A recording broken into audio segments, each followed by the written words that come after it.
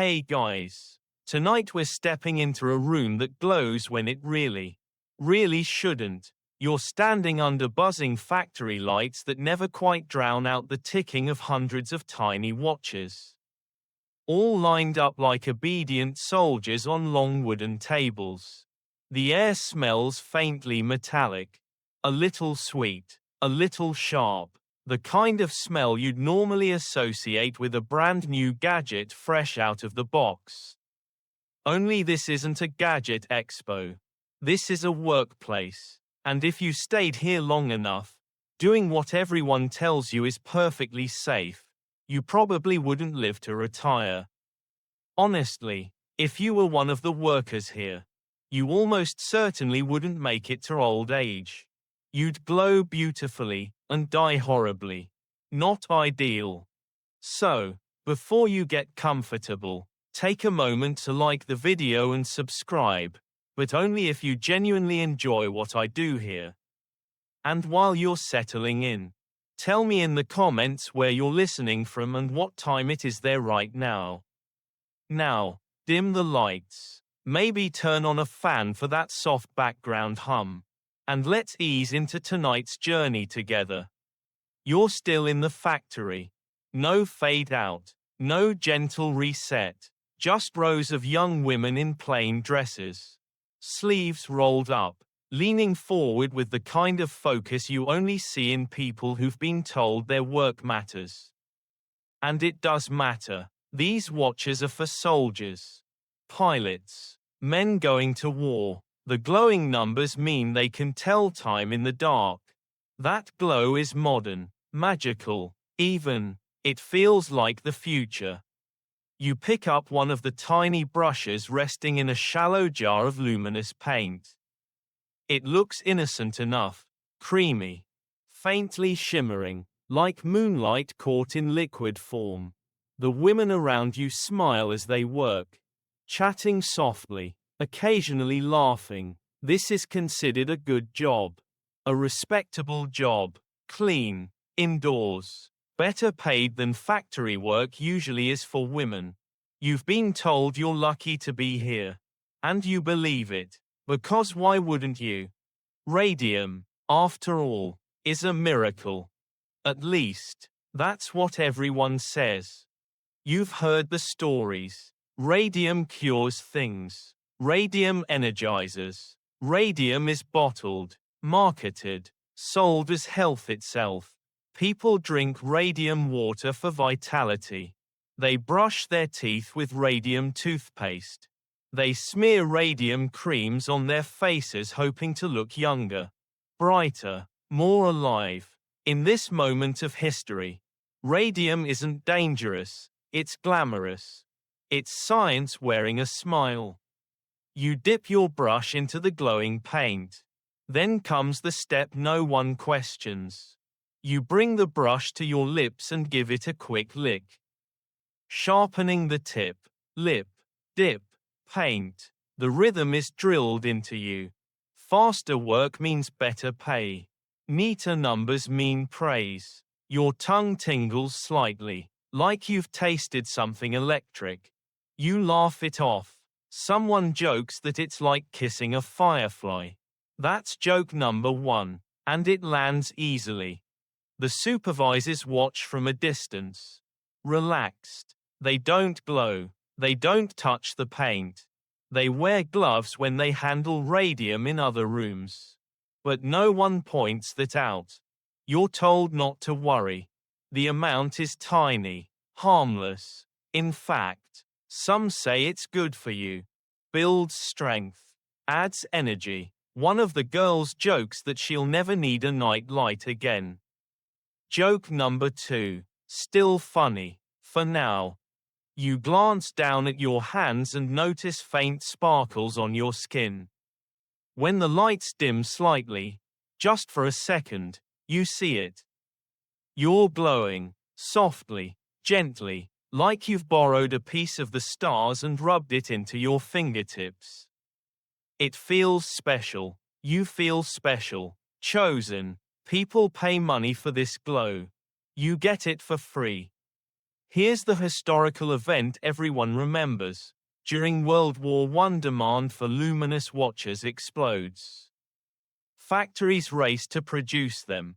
Young women are hired in droves because they're believed to have steady hands and patient temperaments. This part is well documented. It's the symbol of modern industry meeting female labor. Progress, ticking away second by second. Here's the lesser-known truth that slips in quietly, even at this early stage. Some scientists already suspect radium isn't harmless. There are whispers, notes, experiments done behind closed doors. But those concerns don't travel down to this room. They stop at office doors. They stay on paper. You never hear them. And hovering over everything is a sentence that will echo through this story again and again. Historians still debate exactly when the companies knew how dangerous radium really was. Early, late, gradually, suddenly, the answer matters, but not to you.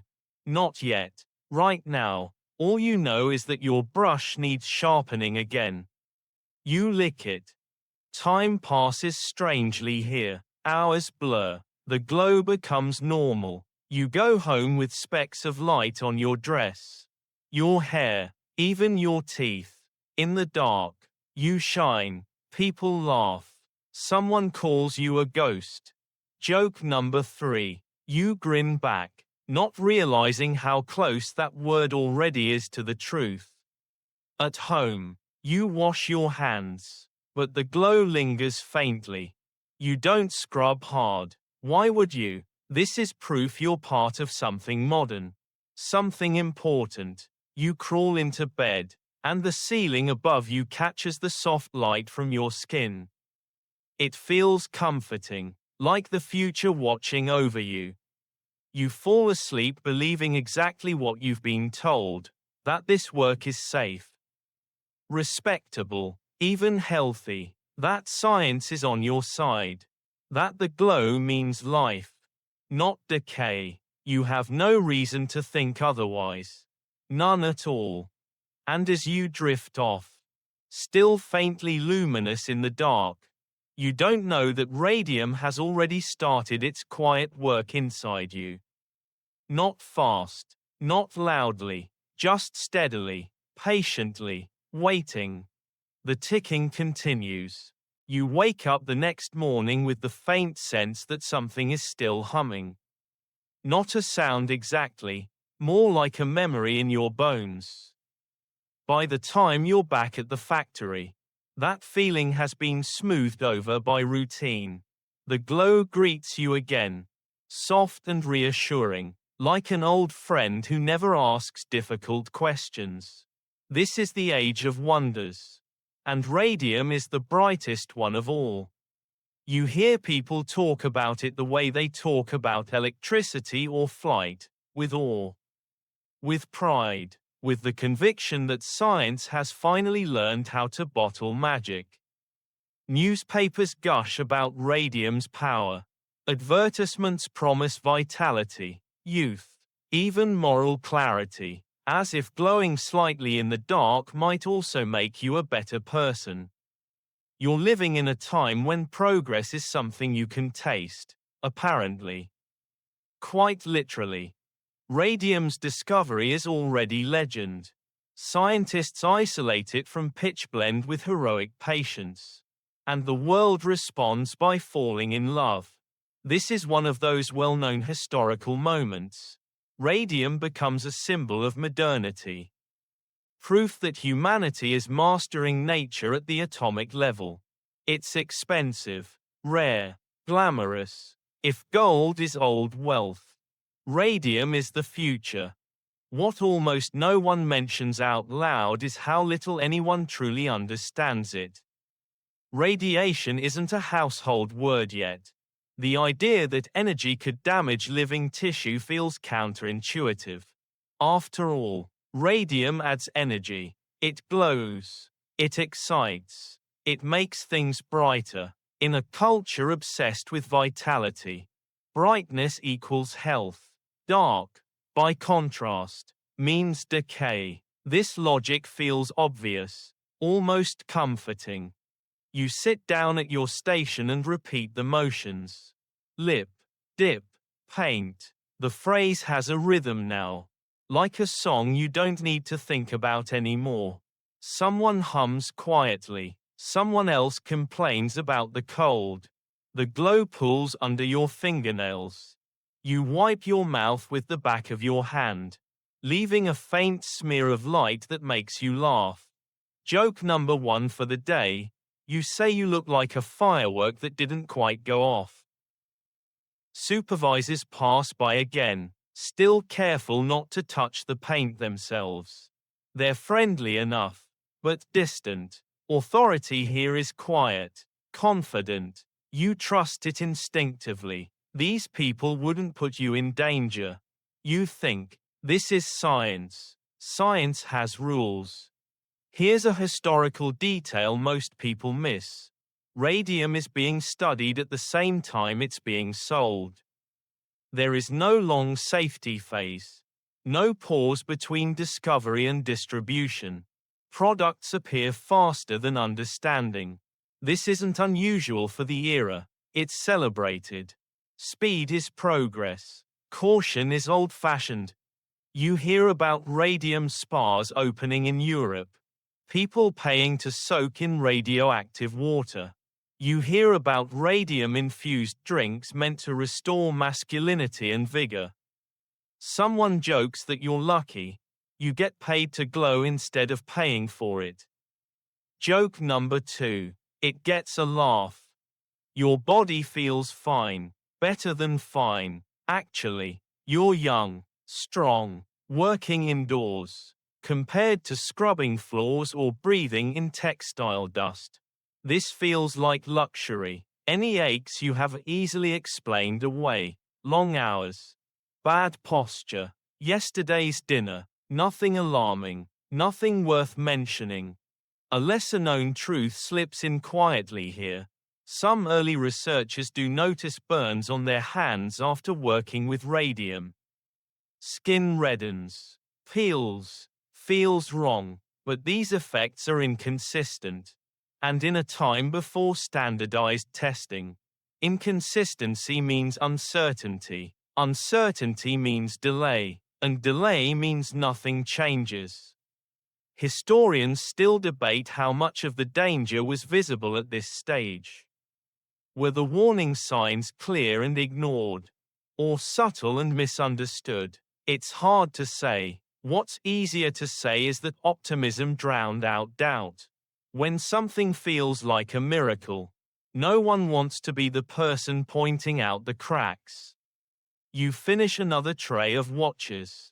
The numbers glow evenly, beautifully. They look perfect. The pride you feel is real. You've made something important, something useful, something that will travel farther than you ever will. There's comfort in that. At the end of the shift, you step outside into fading daylight. The glow on your skin competes briefly with the sun, then wins as dusk settles. You catch your reflection in a window and smile. You look alive, radiant. If danger were present, surely you'd feel it by now. You don't. And so the idea settles in. Gentle and convincing, radium isn't just safe. It's good. Good for business. Good for science. Maybe even good for you. The wonder element earns its name. And you carry it home with you again, on your hands. On your lips. And slowly, invisibly, deeper than either. By the third week, the factory no longer feels new. It feels yours. The benches know your elbows. The ticking has become background music. You could probably paint numbers in your sleep, and honestly, sometimes it feels like you do. This is where the story quietly shifts. Not with sirens or warnings, but with comfort. Comfort is always how dangerous things sneak in. You've learned everyone's names now. You know who works fastest, Who sings under her breath? Who always sneaks an extra laugh when the supervisor turns away? These are mostly young women, teenagers. Really, because the job requires good eyesight, steady hands, and a willingness to do what you're told without too many questions. You fit the profile perfectly. Society loves that combination. This is one of the widely recognized historical facts. Companies actively recruited young women because they were considered careful, compliant, and cheap.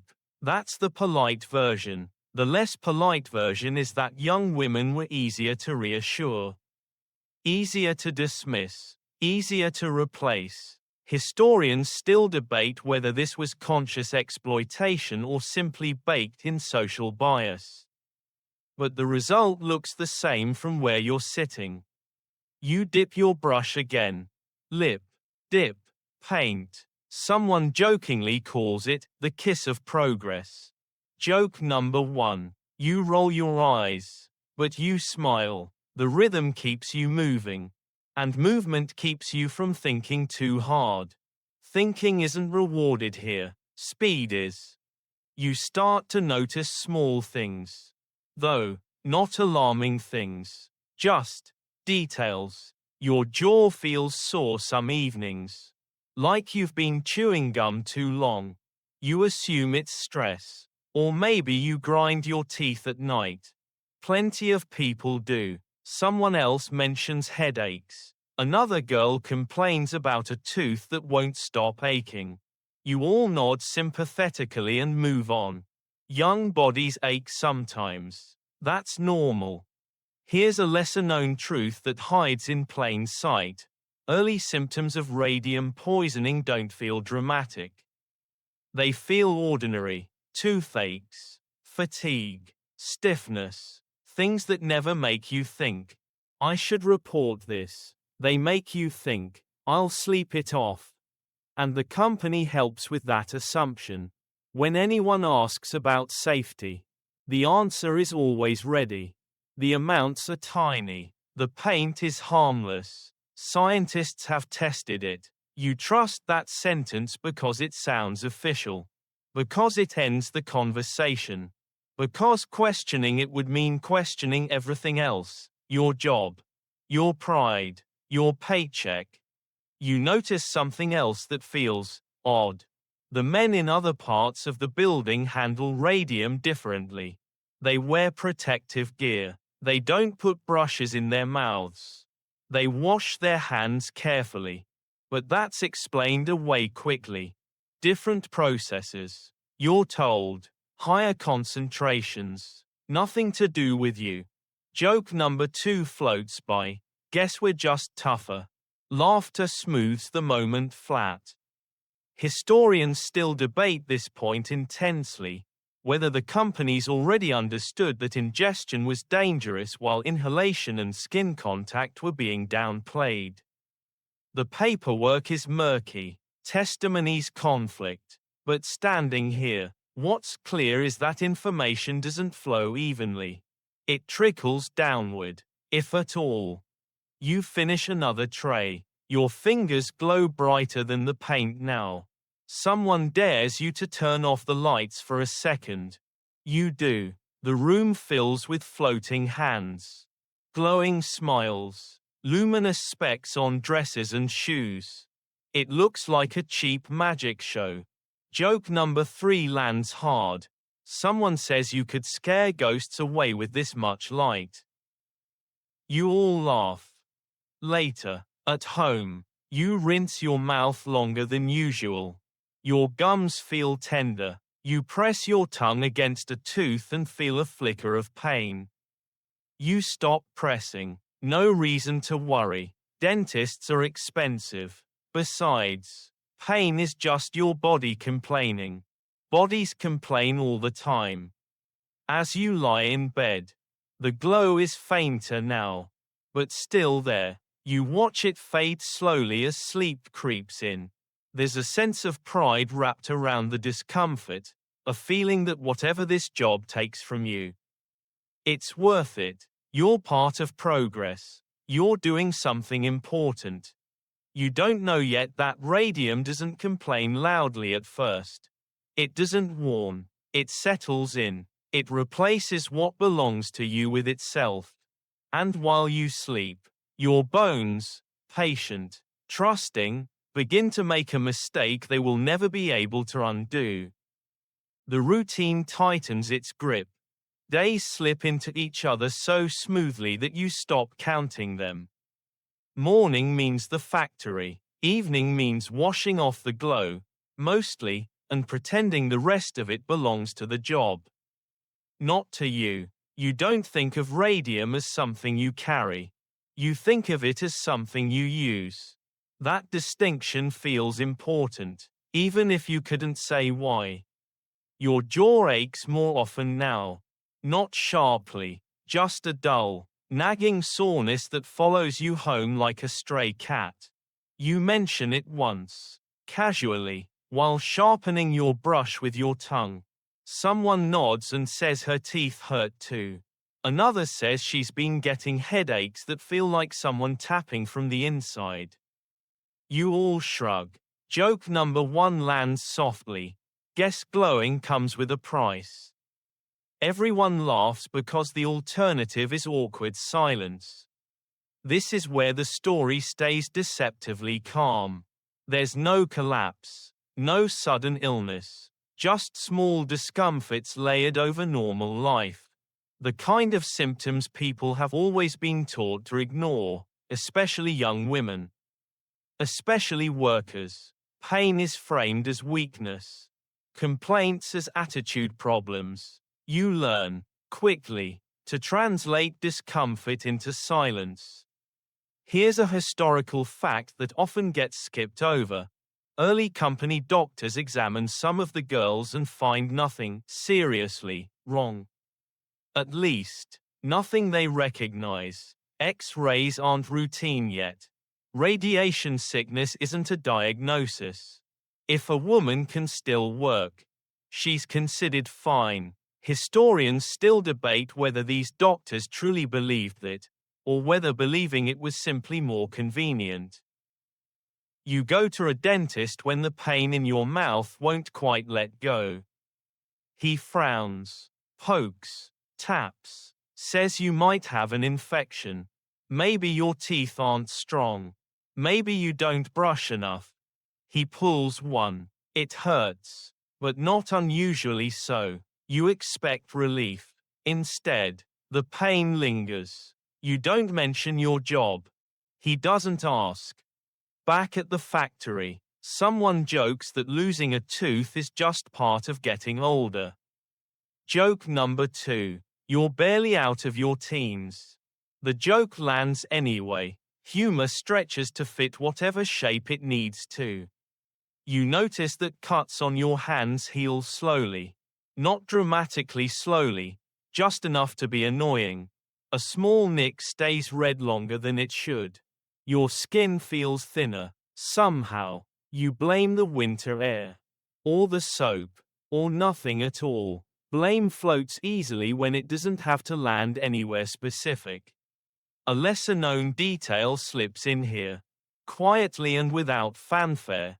Radium behaves like calcium in the body. When you ingest it, your bones don't recognize the difference. They welcome it in. They build around it. This is not something anyone tells you.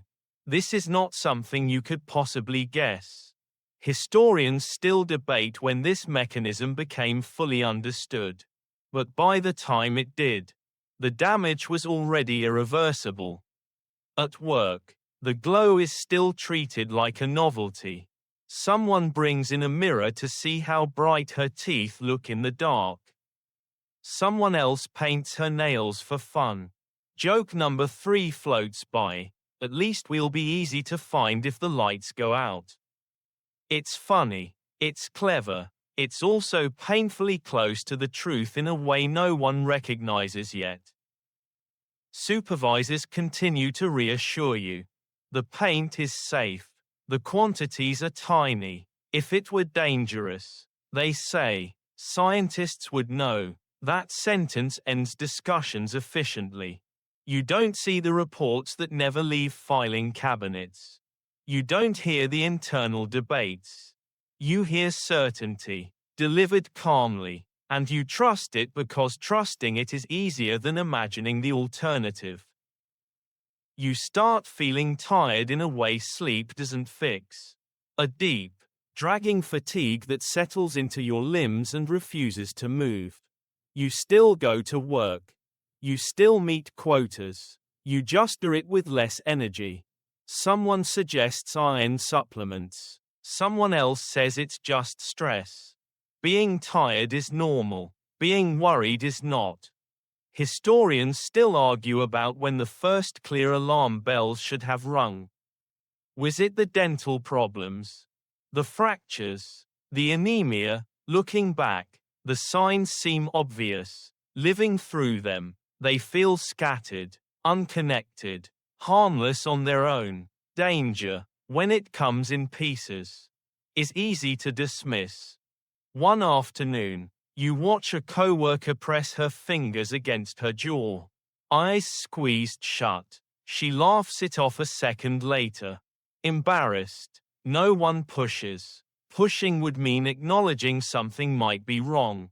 Acknowledgement is dangerous. It invites questions. Questions threaten paychecks. You catch your reflection again in a window at dusk. The glow is still there.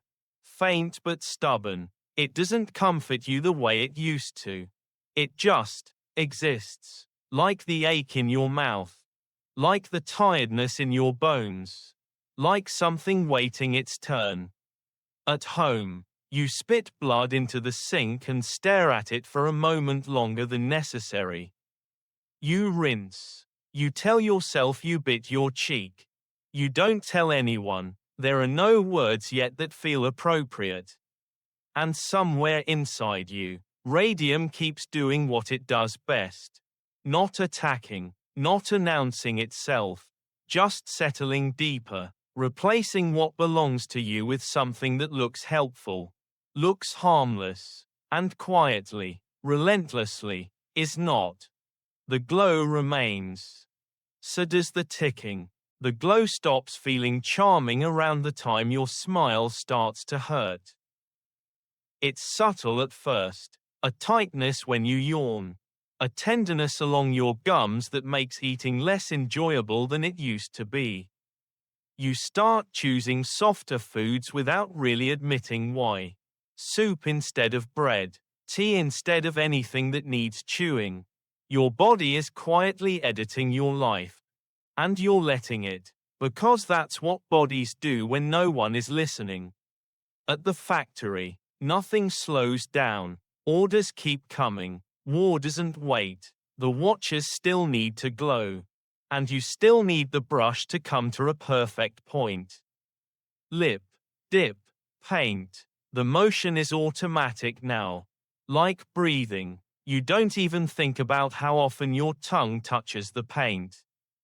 You've done it thousands of times. Maybe tens of thousands. Thinking about it now would feel strange. Like suddenly wondering how many times you've blinked today. Someone mentions that her teeth feel loose. She laughs when she says it. Because saying it seriously would make the room too quiet. Joke number 1 lands gently. Guess we're rattling already. Laughter fills the gap. Laughter always does. It's cheaper than fear and easier to share. You finally go back to the dentist. This time he looks more concerned. Another tooth is removed. Then another. The extraction doesn't heal the way it should. The wound stays open, raw, tender. You taste something metallic that isn't the paint. He tells you it's an infection. Maybe your body just isn't fighting it properly. Maybe you're run down. He doesn't mention radium. You don't either. The idea still feels unrelated, like blaming rain for a headache. Here's a well-known historical moment that's unfolding quietly around you. Reports of jaw necrosis begin appearing. though the term isn't widely used yet. Doctors see patients whose jawbones literally decay, crumbling under minimal pressure. It sounds impossible. It sounds like something out of a nightmare.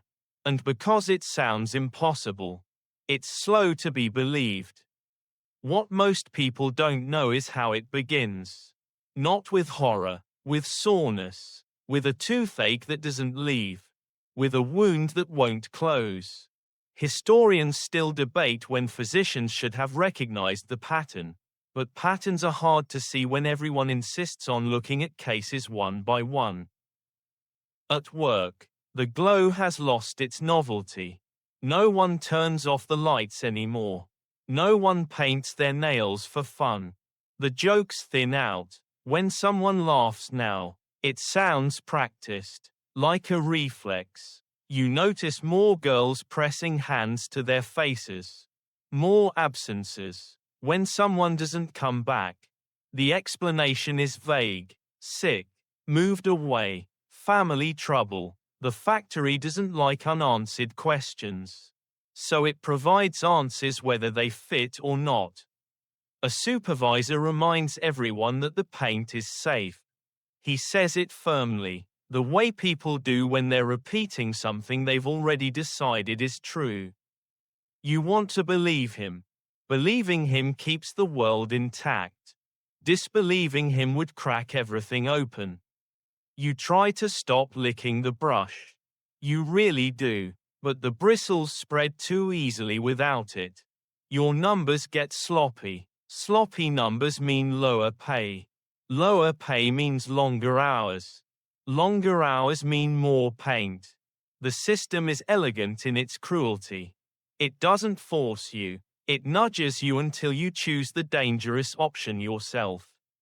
Joke number 2 arrives when someone says, "At least if our teeth fall out, we won't need to smile at customers."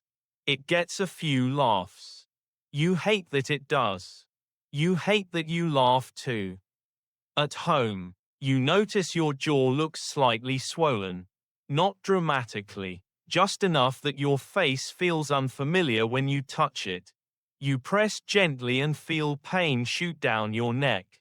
Sleep becomes harder. Lying still makes you too aware of your body. You start sleeping propped up, telling yourself it's better for your breathing. A lesser-known fact settles into this part of the story. Radium doesn't just sit in bone. It irradiates it from the inside. Constantly, day and night. There is no off switch. Even when you stop working. Even when the paint is gone from your skin. The radium stays, breaking cells as they try to repair themselves. Historians still debate how long it took scientists to grasp just how permanent this exposure was. But permanence is exactly what makes it lethal. You finally tell a supervisor you're in pain. He listens politely, suggests a doctor, suggests rest, suggests maybe you're just sensitive. He does not suggest the paint. The paint, after all, is the business. The paint cannot be the problem. Joke number 3 floats weakly through the room one afternoon. Guess the glow's eating us from the inside out. No one laughs this time. The silence that follows is thick, uncomfortable, revealing. Someone changes the subject. The moment passes, but it doesn't disappear. That night, a piece of bone comes away in your mouth. You stare at it in your palm for a long time, trying to convince yourself it's something else. Anything else. You rinse the sink clean and sit on the edge of the bed, holding your jaw, breathing slowly, carefully, like you might disturb something fragile if you move too fast. You don't glow much anymore. Not like before. The light has dimmed, retreated inward, where no one can see it. But the ticking hasn't stopped. You start to notice how the factory sounds when fewer people are laughing. The ticking is still there, steady, relentless, but now it fills spaces that used to belong to voices. A workstation sits empty for a day. Then two. Someone says she's sick. Someone else says she quit. The explanations are neat and interchangeable, like labels pulled from the same drawer. You don't ask which one is true.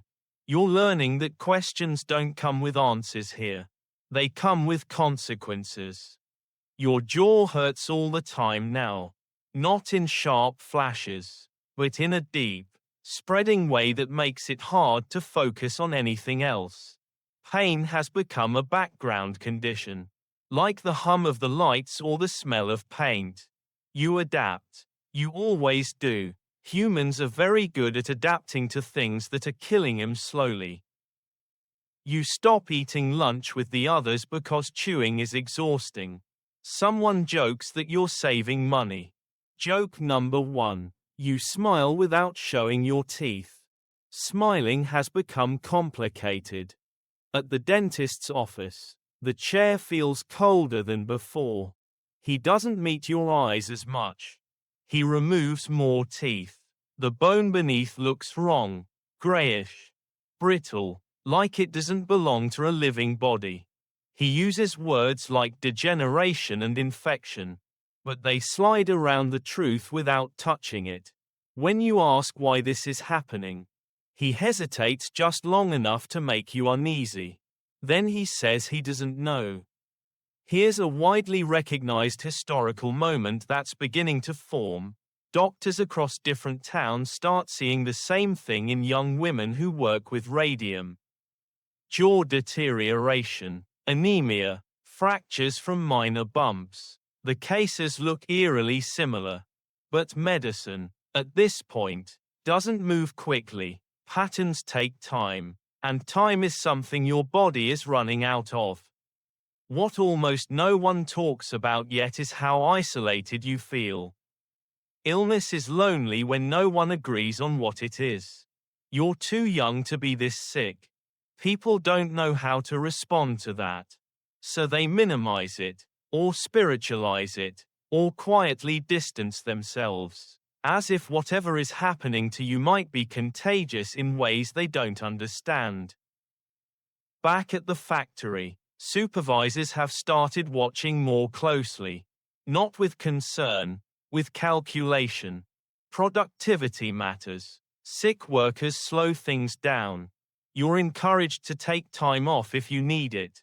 But the suggestion comes with a smile that doesn't reach the eyes. Time off means no pay.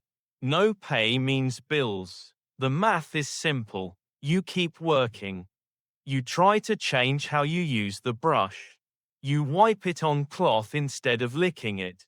Your numbers get worse. You're told to speed up. Someone reminds you that the technique exists for a reason. Joke number 2 floats in from across the table. Guess the paint tastes better than poverty. It's bitter, but it lands. Bitter jokes always do. A lesser-known truth begins to surface in whispered conversations. The male chemists in other rooms are wearing lead aprons. Gloves. Masks. Someone saw it. Someone heard it from a cousin who works maintenance. You bring it up once. Carefully, casually, the way you bring up things you already know you're not supposed to ask about. You're told it's different, stronger material, higher exposure, nothing to do with you.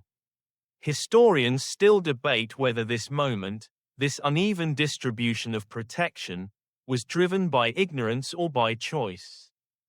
The records don't confess either way. But from where you're sitting, what's clear is that safety exists. It's just not meant for you. Your body starts betraying you in new ways. You bruise easily. A small bump against a table leaves a dark mark that takes weeks to fade. Your periods become irregular. You feel dizzy standing up too fast. Someone suggests it's nerves. Another suggests it's womanly trouble.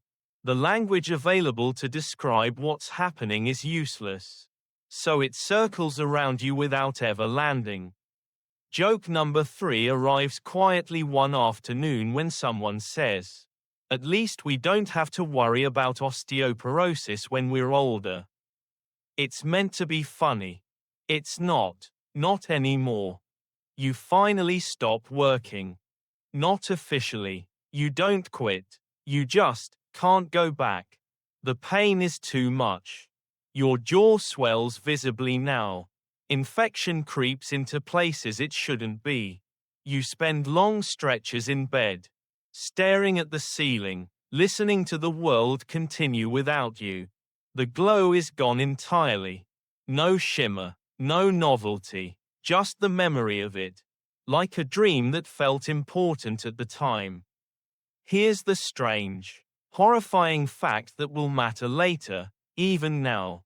Even with your condition worsening, radium is still inside you, still active. It will remain active long after you die. Your body has become a source. Historians still debate when the full implications of that realization hit the scientific community, but the permanence is undeniable. People stop visiting as often. They don't know what to say.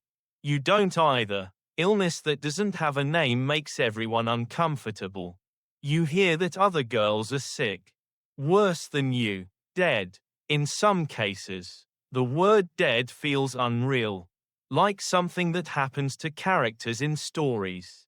Not people who sat next to you and shared jokes about glowing teeth. A doctor finally asks you about your job. Really asks. How long you worked there. What you did. How you handled the paint. You tell him. Lip. Dip. Paint. The phrase feels grotesque now. Stripped of its rhythm and pride. He doesn't interrupt. His silence is heavier than reassurance. He doesn't tell you anything definitive. Not yet. But something in his expression shifts. Curiosity, concern, recognition. It's small, but it's the first crack you've seen in the wall of certainty surrounding radium. You lie awake that night, jaw throbbing, bones aching in places you didn't know bones could ache. For the first time, you let yourself think the thought you've been avoiding. What if it was never safe? The idea doesn't explode. It settles. Quietly, like radium did. And once it's there, glowing faintly in the dark corners of your mind, it's impossible to unsee. The ticking continues. Only now, it sounds like it's counting something down. The days blur together in a way that feels unfair. Not dramatic, just slow, heavy, and sticky. Like time itself has decided to sit on your chest. You are sick enough now that people stop using vague words. They say ill. They say very ill. Sometimes they say nothing at all and just look at you too long.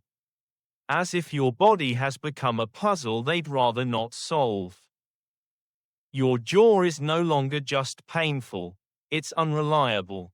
Parts of it feel numb. Other parts burn. Eating is a negotiation. Talking is work. Smiling is something you remember rather than do. When you open your mouth, there's a smell you don't recognize at first. Until you realize with a sinking calm that it's coming from you. Tissue that should be alive, isn't. Here's the historical event unfolding quietly but decisively. Doctors begin connecting the dots. Not all at once, not publicly, but case by case, patient by patient, note by note. Young women, radium work, bone decay, anemia, fractures. The pattern is ugly, and once seen, it's impossible to unsee. Historians still debate exactly which physician made the first clear connection. But by this point, the suspicion is real and growing. You become part of that pattern. Doctors ask you questions now that no one asked before. How long did you work there? How often did you lick the brush? Did you swallow the paint? You answer honestly, because honesty feels safer than guessing. Saying lip, dip, paint out loud makes your stomach turn. It sounds like a nursery rhyme someone turned into a curse. One doctor presses gently on your jaw and feels movement where there shouldn't be movement. He stops immediately. His face changes, not dramatically, just enough. You've learned to read that expression. It's the look people get when they realize they're out of their depth. He steps back, washes his hands longer than necessary, and writes notes you aren't allowed to read. A lesser-known truth slips in here. Clinical and terrifying. Radium doesn't just damage bone, it replaces it. Your skeleton is slowly becoming radioactive. Calcium out, radium in. The glow you once wore on your skin is now inside your body.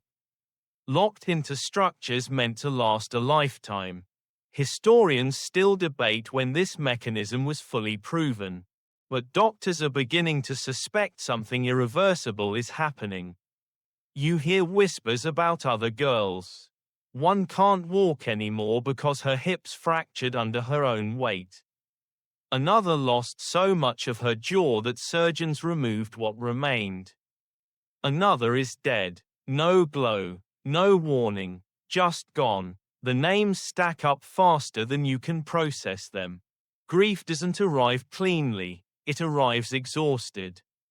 Joke number 1 tries to show up out of habit. Someone mutters that you're falling apart faster than a cheap watch. The joke dies immediately. No one laughs. Even humor knows when it's not welcome. The company, meanwhile, distances itself with professional grace. Letters are sent. Words like unrelated, pre-existing, unproven appear often. They say radium is safe. They say no scientific consensus exists. They say many factors could be involved. Historians still debate whether these statements were deliberate deception or institutional denial. But the effect is the same. Responsibility evaporates. You're examined by specialists now.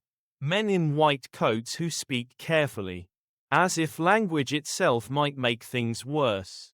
They mention radiation. They mention occupational exposure. These words are new, heavy, unfamiliar. You hold onto them because at least there's something. Having a name for the monster matters. Your body keeps failing in small, humiliating ways. A tooth falls out while you're talking. You stop mid-sentence and pick it up from your lap. Embarrassed, even though no one in the room is judging you. You apologize automatically. For what? Existing inconveniently. Joke number 2 surfaces weakly when you say, "Guess I won't need dentures when I'm old." The room stays silent. You realize you've crossed a line, spoken too close to the truth. You don't joke again after that. A doctor finally says the thing no one wanted to say clearly: your condition is progressive. There is no cure. They can manage pain, remove dead tissue, slow infections. But what's inside your bones cannot be removed. You nod. You've suspected as much for a while. Hearing it said out loud feels strangely anticlimactic. Like confirmation of a letter you already opened weeks ago. Historians still debate how doctors felt delivering news like this: guilt, frustration, helplessness, but sitting here. What you feel most is exhaustion. The kind that seeps into your thoughts and makes even fear feel like too much effort. You're asked if you'd be willing to be studied. To let doctors observe, document, learn. You agree without hesitation. If this is happening to you, you want it to mean something. That thought settles in with surprising clarity. You don't want to glow anymore. You want answers. Joke number 3 drifts through your mind unspoken. Guess science finally noticed us. It's bitter. It's true. It never leaves your mouth. At night, sleep comes in pieces. You wake often, disoriented, jaw throbbing, bones aching deep inside where pain feels abstract and infinite. Sometimes you imagine the glow returning, not outside, but within, faint, steady, impossible to wash away. You picture your skeleton lit softly in the dark, ticking like one of the watches you used to paint. You used to measure time in shifts and paychecks. Now you measure it in symptoms, in doctor visits, in names crossing from sick to gone. And somewhere between one breath and the next, you understand that this isn't just happening to you. It's happening to all of you. And someone, somewhere, is going to have to answer for it. Pain has a way of narrowing the world. Yours has become very good at it. Days are now shaped around what hurts most, and when mornings are the worst, your jaw stiff, your head heavy, your body reluctant to remember how to move. Afternoons pass in a fog of appointments and waiting rooms. Nights stretch long and quiet, filled with the kind of thoughts that only arrive when sleep refuses to stay. Doctors use softer voices with you now. They explain things as if volume might bruise you. They talk about management, not recovery. They offer powders, rinsers, careful procedures meant to keep infection from spreading too fast. Every intervention feels temporary, like propping up a wall that everyone knows will fall eventually. You thank them anyway. Politeness becomes a habit when control is gone. This is the historical moment when the first lawsuits begin to whisper into existence, not loudly, not confidently, but cautiously, like people testing the ice. A few families ask questions. A few women, still strong enough to stand, still angry enough to speak, begin comparing notes. Same job, same technique, same sickness. The pattern is no longer private. Historians still debate which conversation truly started it all. But the shift is unmistakable. Silence begins to crack. You hear about it secondhand. A lawyer, a meeting, someone brave enough to put their name on a complaint. The idea feels unreal, almost inappropriate. Lawsuits are for people with energy, with futures, with teeth. You're not sure where that leaves you. Your body continues its quiet rebellion. Bones ache in places no one warned you about. Hips, shoulders, ribs. You move carefully now, afraid of sudden fractures. That fear is not irrational. It's practical. Another girl broke her arm lifting a kettle. Another collapsed stepping off a curb. Ordinary movements have become threats. Here's a lesser-known truth that sinks in slowly. Radium poisoning doesn't just attack one part of you. It weakens everything. Blood counts drop. Immune systems falter. Healing slows to a crawl. Your body becomes a series of fragile negotiations, each one hoping the next doesn't fail.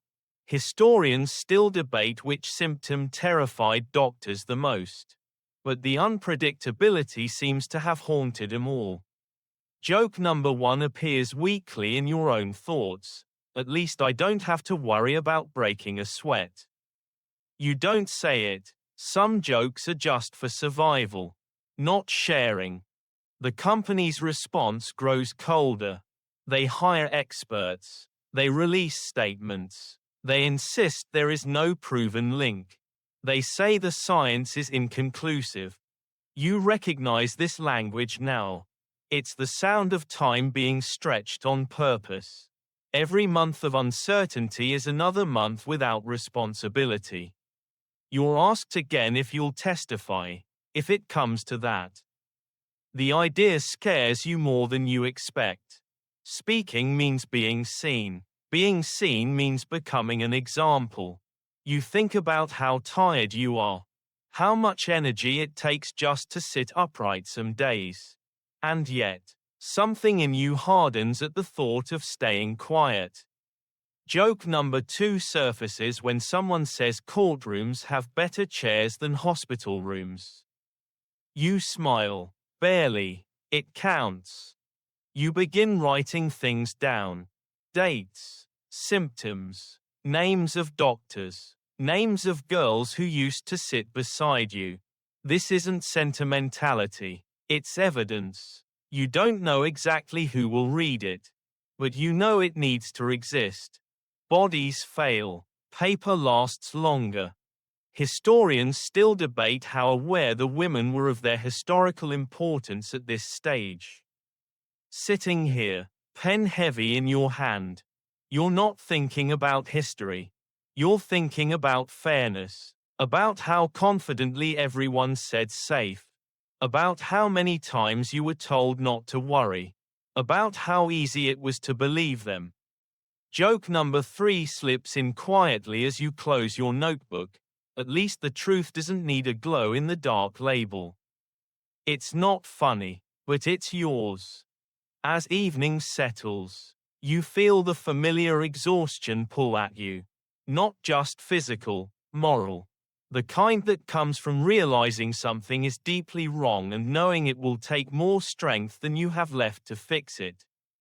Still, the thought that others might be spared because of what's happening to you offers a strange, thin comfort. You lie back, listening to your own breathing, feeling the ache in your bones like a map you've memorized against your will. Somewhere beyond this room, conversations are turning into plans.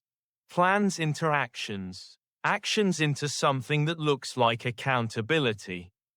You don't know yet how long you have. But for the first time since the glow stopped feeling magical, you sense a shift, not in your body, but in the world around it. The ticking hasn't stopped. But now, it sounds like it's being heard. The world begins to feel louder, even though you spend most of your time lying still. News travels in fragments, half-heard conversations.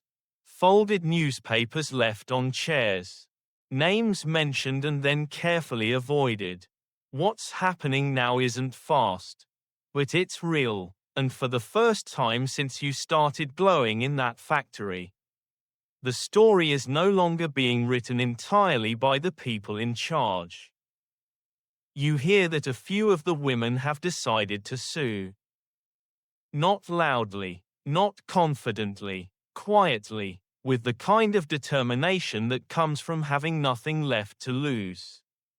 They are sick, some worse than you, and still they show up.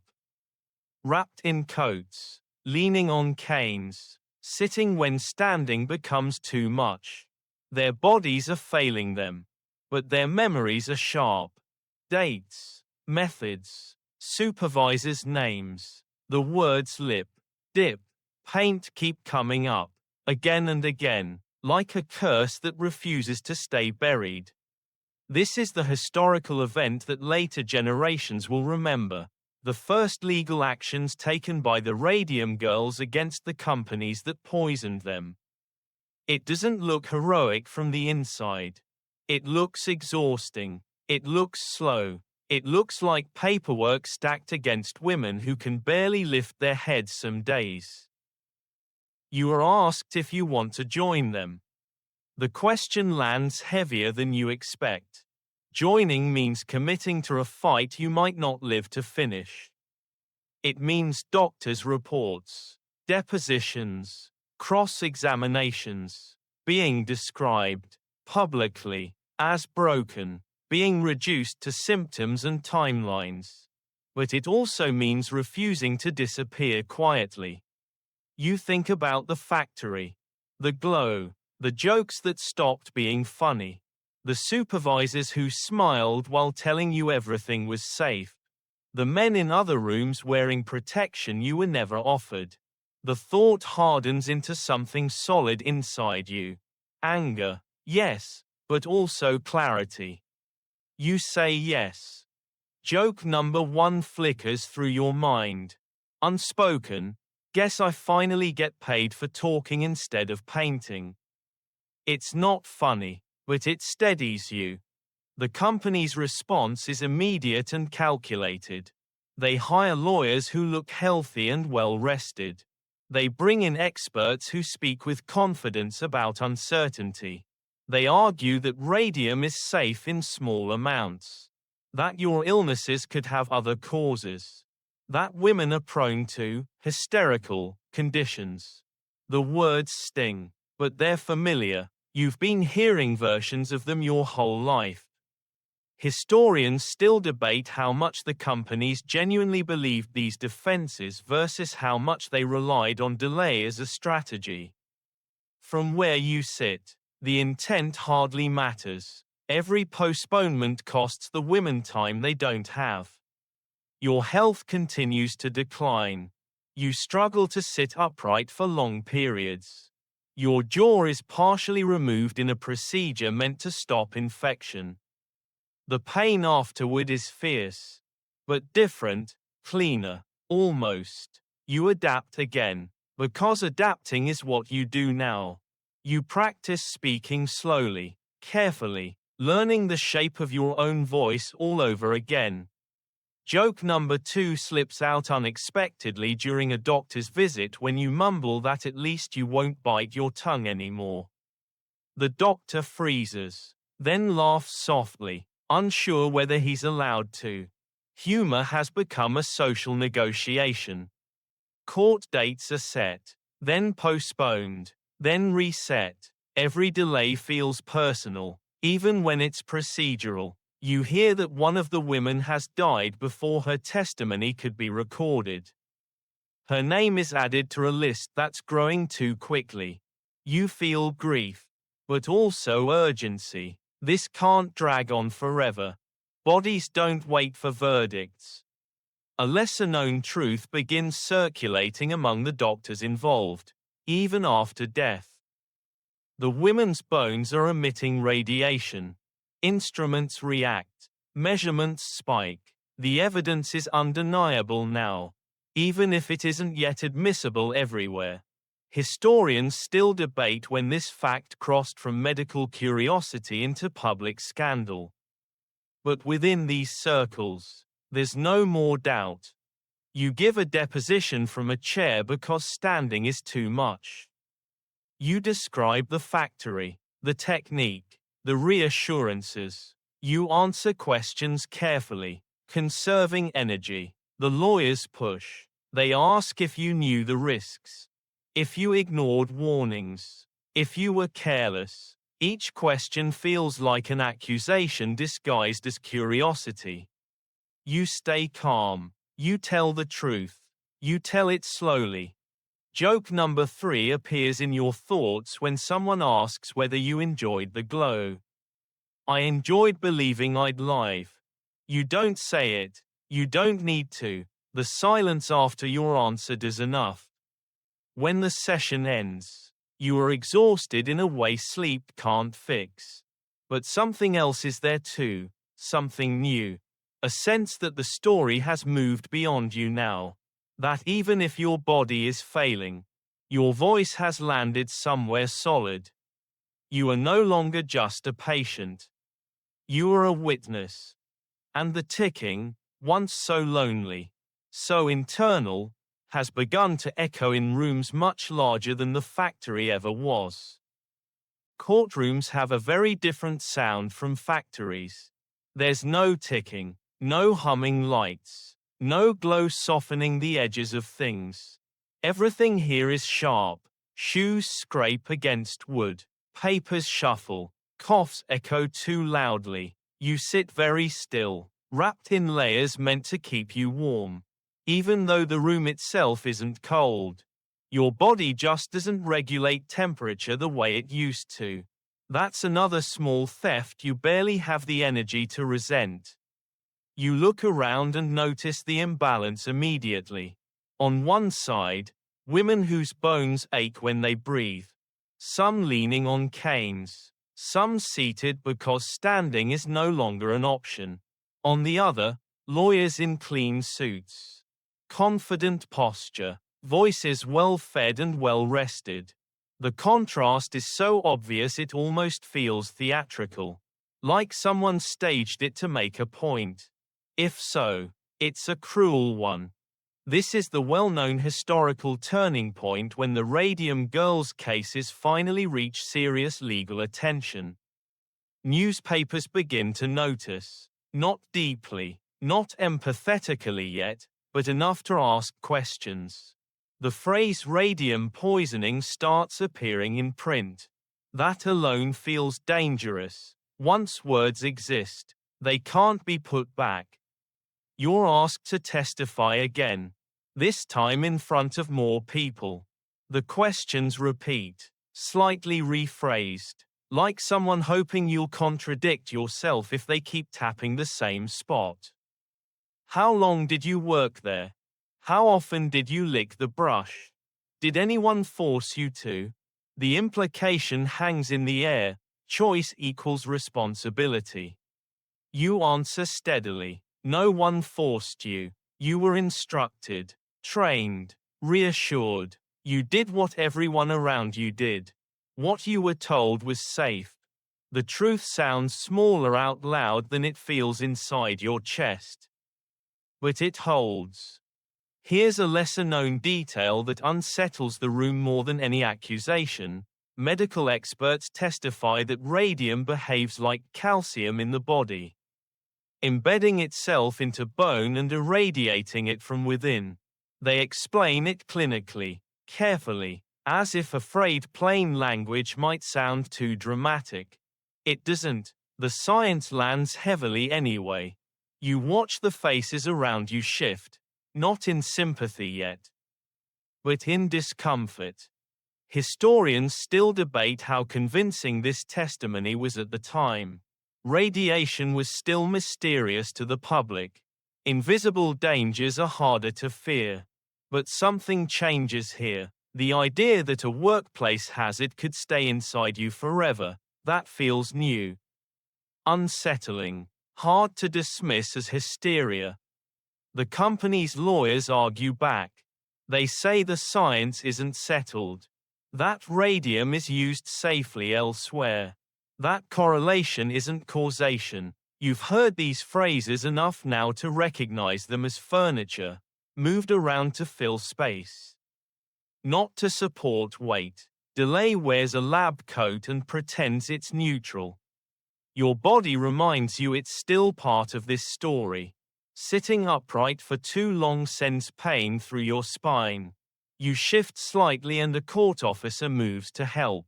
Then hesitates, unsure if assistance might look improper. You wave him off gently. You don't want pity to distract from testimony. That feels like another quiet negotiation. How sick you're allowed to look before it undermines your credibility.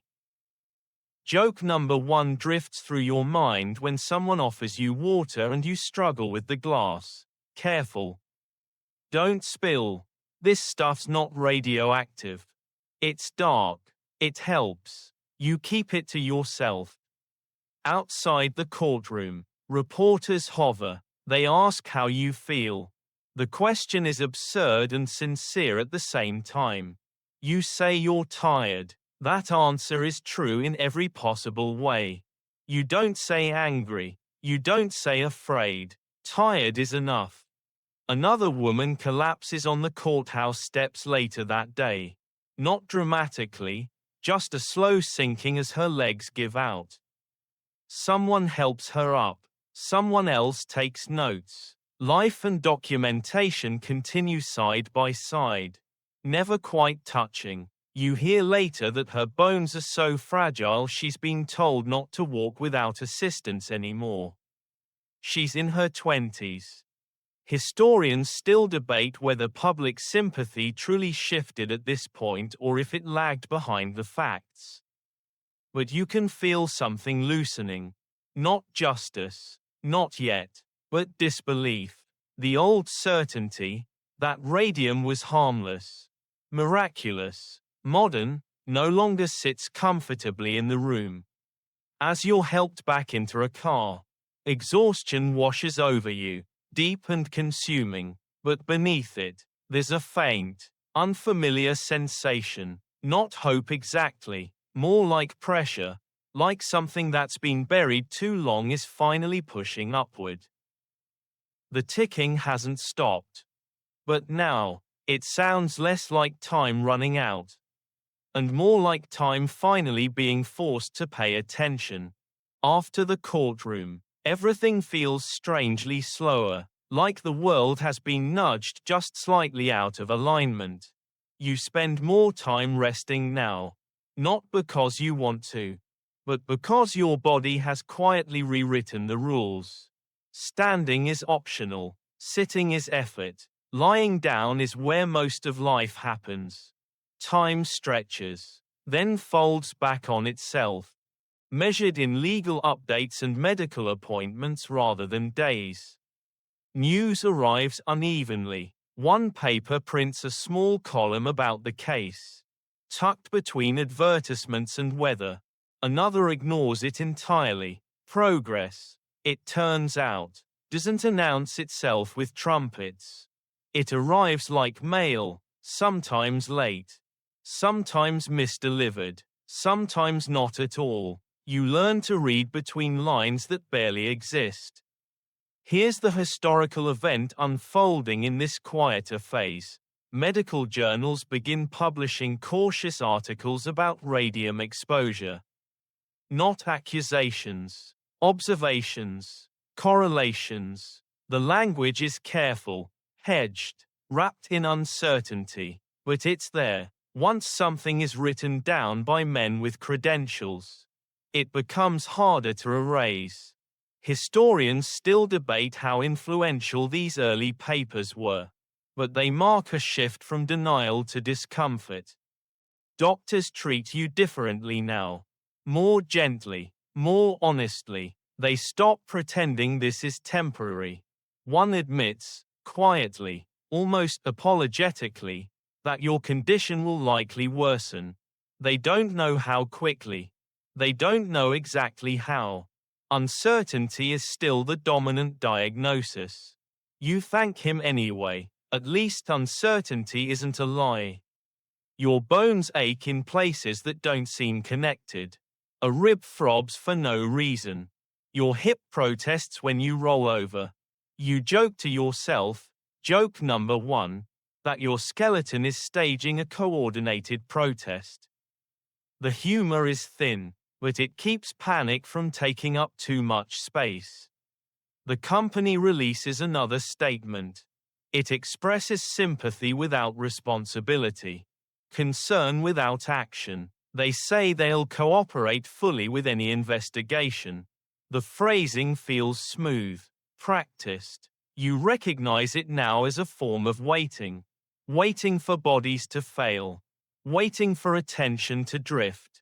Historians still debate whether this strategy was intentional or simply standard corporate instinct. But the outcome is predictable either way. Some of the women can no longer participate in the case. Too sick, too weak, too gone. Their testimonies are entered anyway.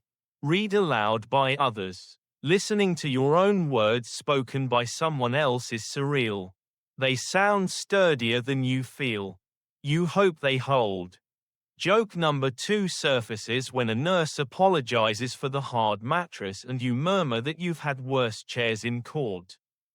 She smiles, then quickly looks away, unsure if she's allowed to laugh. People are always negotiating permission around you now, permission to joke, to hope, to be uncomfortable.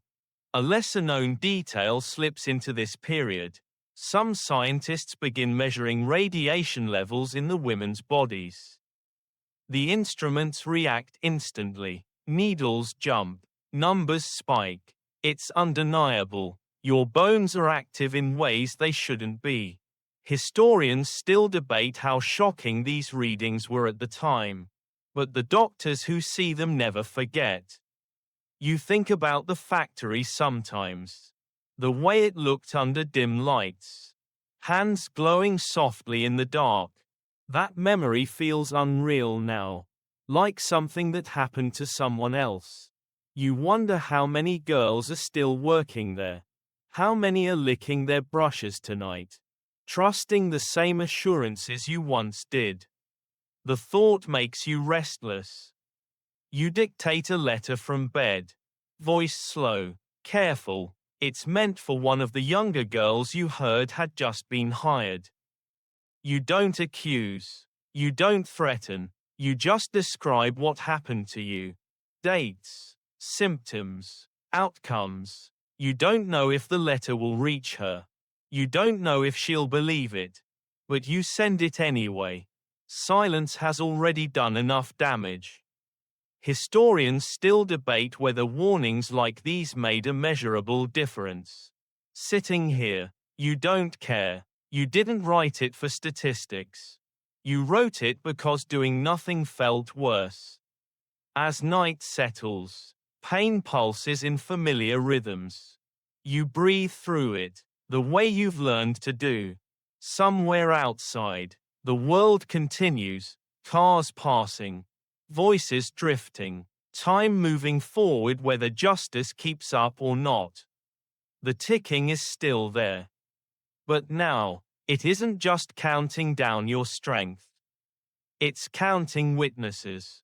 The body teaches you patience in ways no one ever recommends. You learn how to wait for pain to crest and fall. How to move only when the ache loosens its grip. How to plan an entire day around the simple act of sitting up. The world has shrunk to the size of your room. And yet somehow the story keeps expanding beyond it. Letters arrive. Some are careful. Formal updates from lawyers. Others are clumsy. Handwritten notes from people you've never met. Women who worked with radium in other towns. Men whose sisters did. Mothers trying to understand why their daughters are suddenly so tired all the time. They describe symptoms that sound uncomfortably familiar. Jaw pain, tooth loss, weakness, fractures from nothing at all. Reading them feels like looking into a cracked mirror that keeps reflecting your own face back at you. This is the historical moment when the Radium Girls stop being a local problem and start becoming a national unease.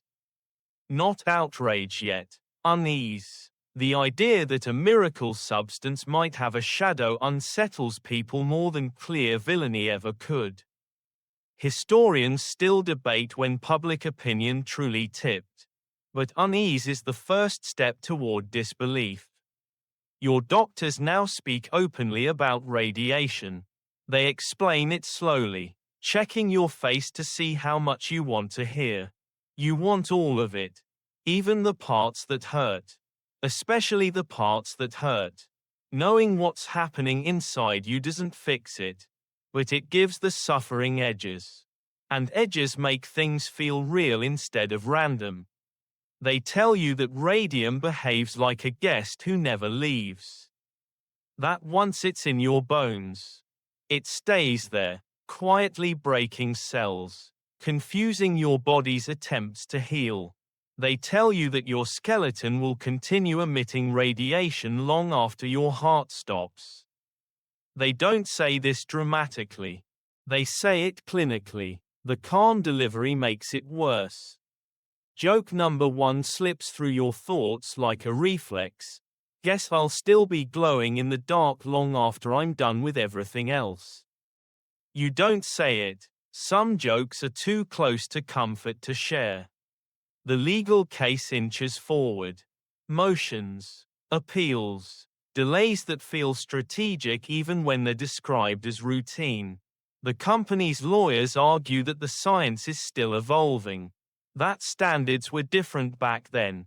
That hindsight is unfair. Listening to these arguments feels like watching someone argue with gravity. You don't need to understand physics to know what falling does. Historians still debate how novel these legal questions were at the time.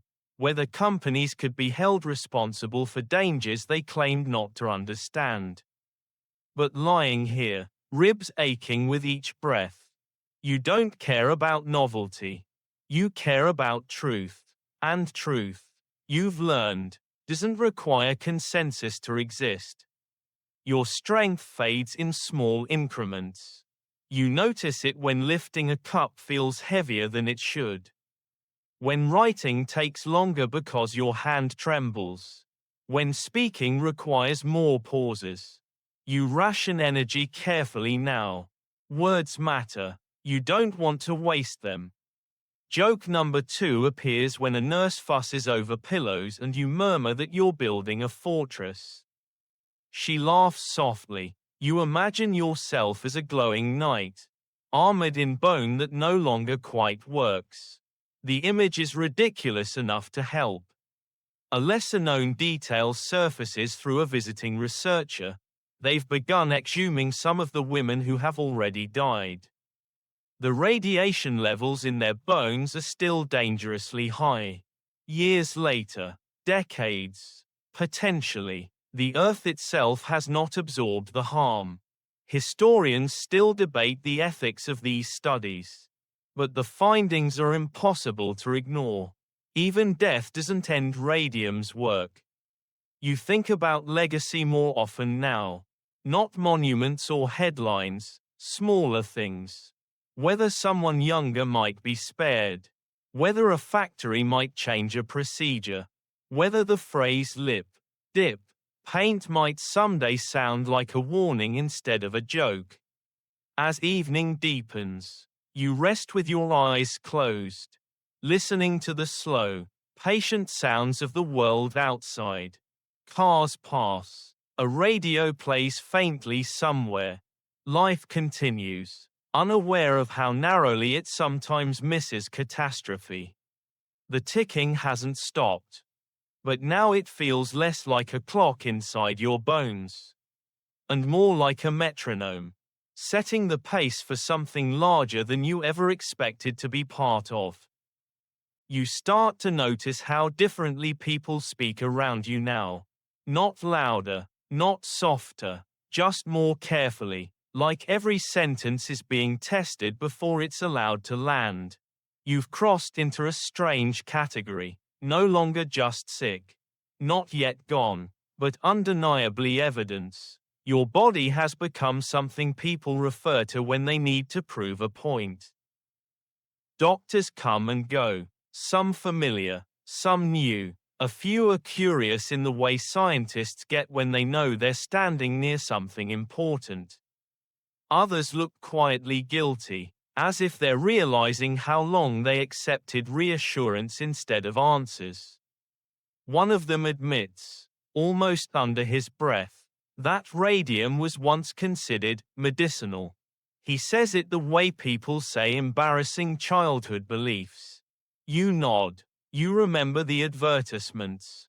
This is a well-known historical moment. Even if it doesn't feel dramatic from the bed, the medical community begins to reverse itself. Radium shifts from miracle to menace. Not overnight, not unanimously, but enough. Enough that articles grow firmer. Enough that the word toxic starts appearing without quotation marks.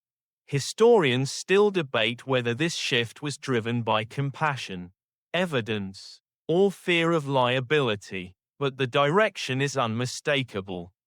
Your pain settles into patterns. Mornings are stiff, afternoons are dull and heavy, nights sharpen everything. You learn how to breathe through it, how to place pillows just right, how to distract your mind when your body refuses to cooperate. You joke to yourself, joke number 1, that you could teach a class on strategic napping. It almost makes you smile. The case moves forward in uneven steps. One judge seems sympathetic, another skeptical. The law, you're learning, has moods. It also has patience, more patience than sick bodies can afford. You hear that the company is pushing for delay again. requesting more time to review new medical findings. Time. Always time. It's the one resource they have plenty of. A lesser-known detail filters through from one of the doctors. Some of the women's blood samples glow faintly under certain conditions. Not visibly, not dramatically, but measurably. The idea makes your stomach flip. You imagine your veins lit from the inside, carrying something that never belonged there. Historians still debate when the full scope of internal contamination was understood. But the implication is clear enough now. You're interviewed by a journalist one afternoon. He's younger than you expected. Nervous, earnest. He asks how it feels to be part of such an important case. The question irritates you, though you don't show it. You tell him it feels like being tired in public. He blinks, writes it down, thanks you. You don't know if he understands. But at least he didn't ask about the glow. Joke number 2 slips out later when someone asks if you're afraid of dying. You say you're more afraid of being ignored. The room goes quiet. Then someone laughs softly. Not because it's funny, but because it's true. Truth has that effect sometimes. Your body continues to betray you in small, humiliating ways. You drop things. You lose track of words mid-sentence. You forget what day it is and don't care enough to check. None of this is dramatic enough to earn alarm. But all of it adds up. You feel like a house slowly losing its wiring, lights flickering, systems failing, nothing collapsing all at once. Historians still debate how aware the women were of their impending deaths at this stage. Sitting here, awareness feels like the wrong word. You're not counting days. You're counting energy, counting how many conversations you can have before needing to lie down again. Counting how much strength to save for the next hearing, the next statement, the next chance to be heard. Joke number 3 drifts through your thoughts as you watch dust float in the afternoon light. At least the glow finally taught people to look. It's dark. It's bitter. It helps. At night, you dream of the factory, not as it was, but quieter, empty benches, still watches ticking on their own. The glow has faded, but the sound remains. You wake with your heart racing, then settle back into stillness, reminding yourself where you are now. You're not just a worker anymore. You're a marker. A before and after line history will pretend was obvious once it's safely in the past. The ticking continues, steady, patient, not waiting for your body, but waiting for the world to finally catch up. Your body has learned a new language, one made entirely of warnings. A tug in your hip means don't move too fast. A pulse in your jaw means stop talking now. A dizziness behind the eyes means sit immediately, or pay for it. You don't resent this language anymore. You rely on it. It's the only honest communication left between you and yourself. Outside your room, the case keeps unfolding like a long argument no one wants to finish. Newspapers begin using phrases like industrial negligence and occupational hazard. They still hedge, still soften, but the tone has shifted. The glow that once meant progress now carries an aftertaste of fear. Radium hasn't changed, but the story people tell about it has. This is a commonly noted historical shift. Regulators begin paying attention. Not decisively, not heroically, but enough to ask questions that weren't being asked before. How much exposure is too much? Who decides what safe means? What responsibility does a company have when science is uncertain? Historians still debate whether these questions arose because of compassion or pressure. But they arise all the same. You're visited by a doctor who looks more like a researcher than a healer. He brings instruments, notebooks, careful curiosity. He asks permission before touching you, which feels new. He explains what he's measuring and why. He doesn't promise anything except honesty. You find yourself appreciating that more than comfort. A lesser-known detail surfaces in his explanation. Radium's half-life is so long that for practical human purposes, it might as well be forever. The idea settles heavily. Forever is not a word you expected to hear attached to your bones. Historians still debate how fully this permanence was understood at the time. But hearing it said plainly makes something inside you go very still. Your strength dips again. Walking becomes a calculated risk. You shuffle rather than step. Pride loosens its grip. You accept help without apology now. That, too, is a kind of adaptation. You joke quietly, joke number 1, that you've finally learned the value of taking it slow.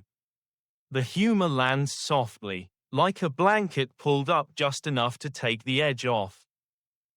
The legal fight reaches another impasse. The company requests more expert review, more time, more patience. Patience feels like a luxury reserved for the healthy. You hear that one of the women involved has died while waiting for the next hearing. Her testimony stands, but she does not. The imbalance feels obscene. Historians still debate whether these delays were deliberate or procedural inevitabilities. From here, they feel the same. Time is doing exactly what the company needs it to do. Bodies are doing the opposite. You dictate another statement, voice thin but steady. You focus on specifics, dates, instructions, the exact words supervisors used when they told you the paint was safe. You don't embellish. You don't accuse. You let the facts stand on their own. Because facts, unlike bodies, don't fatigue. Joke number 2 slips out when someone asks how you're holding up and you answer, in one piece. Mostly, the laughter is brief but real. It reminds you that you're still here. That matters. A friend visits and brings news from the factory. Procedures have changed, she says. Brushes are no longer licked. Protective gear is being discussed. The word discussed does a lot of work in that sentence. But it's something. The thought that someone might be spared what you're enduring brings a complicated relief, comfort braided with anger that it took this long. As evening falls, pain settles into its familiar places. You breathe through it, practiced now. You think about how progress so often demands a sacrifice it never names in advance. About how many people had to glow before anyone thought to ask whether glowing was a good idea. Historians still debate whether the Radium Girls changed the world intentionally or accidentally. Lying here, listening to the quiet, you know the answer doesn't matter. Change happened because it had to. Because bodies made it impossible to look away. The ticking continues. But now it feels less like a countdown, and more like a record, marking each moment the truth refuses to disappear. You wake up knowing something has shifted, not dramatically, not cleanly, but enough to feel it in your bones before anyone says a word. Pain has become less sharp and more constant, like the volume knob has been turned down but glued in place. This is the stage where people stop asking how are you today, and start saying you look comfortable, as if comfort is something visible, as if stillness means peace. The case inches forward again. dragged by momentum rather than urgency. Another hearing, another round of statements. You don't attend this one. Your body refuses the effort. And no one argues with it anymore. Instead, your words are read aloud by someone else, steady, detached, sounding stronger than you feel. It's strange hearing your life summarized in sentences meant to persuade. This is a historically significant phase. Though it doesn't feel that way from the bed, expert testimony begins to favor the women more openly. Doctors who once hedged now speak more plainly. They say occupational exposure. They say causation. They say preventable. Historians still debate which testimony finally tipped the balance. But the shift is real. The story is no longer radium versus uncertainty. It's responsibility versus denial. Your body, meanwhile, continues its own argument with gravity. Standing feels optional in theory, impossible in practice. You move from bed to chair and back again like that's the full geography of your world. Bones ache with a depth that feels ancient, like they're remembering something they were never meant to know. You joke to yourself, joke number 1, that you've officially retired from walking. The humor lands softly, mostly because there's no energy left to fight it. A lesser-known detail surfaces through one of the doctors, even after exposure stops. Symptoms can worsen as the body tries, and fails, to repair itself. Radiation damage doesn't rush. It waits for regeneration and sabotages it. Historians still debate how many doctors understood this delayed cruelty at the time. But the effect is unmistakable in you. Time doesn't heal this. Time reveals it. Letters from strangers slow down. The early flood of concern tapers into a trickle. Attention has a short lifespan. Even when suffering is ongoing. You don't blame anyone. People have their own lives. Their own fears. Still, the quiet stings. Being believed is one thing. Being remembered is another. Joke number 2 escapes when someone apologizes for missing a visit and you murmur, "Don't worry, I'm not going anywhere fast." It earns a careful laugh. Gallows humor has become a shared language now, understood without explanation. You're told that settlement discussions are happening. The word settlement feels oddly abstract. Like something that happens to land. Not people. Money is discussed. Responsibility is discussed without being fully named. It's not justice in the clean sense. But it's acknowledgement. Historians still debate whether the settlements were adequate or symbolic. But lying here, you're less interested in numbers than in precedent. Your thoughts turn more often to the girls who didn't live this long. The ones whose names come up in testimony with the word deceased attached like a footnote. You carry them with you, not as ghosts, but as unfinished sentences. You want their absence to mean something concrete. As night settles, your breathing grows shallow and careful. You arrange pillows the way you've learned works best. Pain hums, steady and familiar. You let your mind drift, not toward the factory, not toward the courtroom, but toward something quieter, a future you won't see, where the phrase lip, dip, paint sounds unthinkable. The ticking continues. But now it's softer, less urgent, as if time itself is learning to lower its voice around you. Your world contracts again, not suddenly, but decisively. Movements that once felt merely difficult now feel unnecessary, almost extravagant. You stay still more often, conserving energy the way people conserve candles during a long night. Stillness isn't resignation, it's strategy. You've learned which battles are worth the cost. And gravity wins most of them now. Doctors talk to you while standing, then catch themselves and sit. Small adjustments like that happen more often. People are learning how to be around you.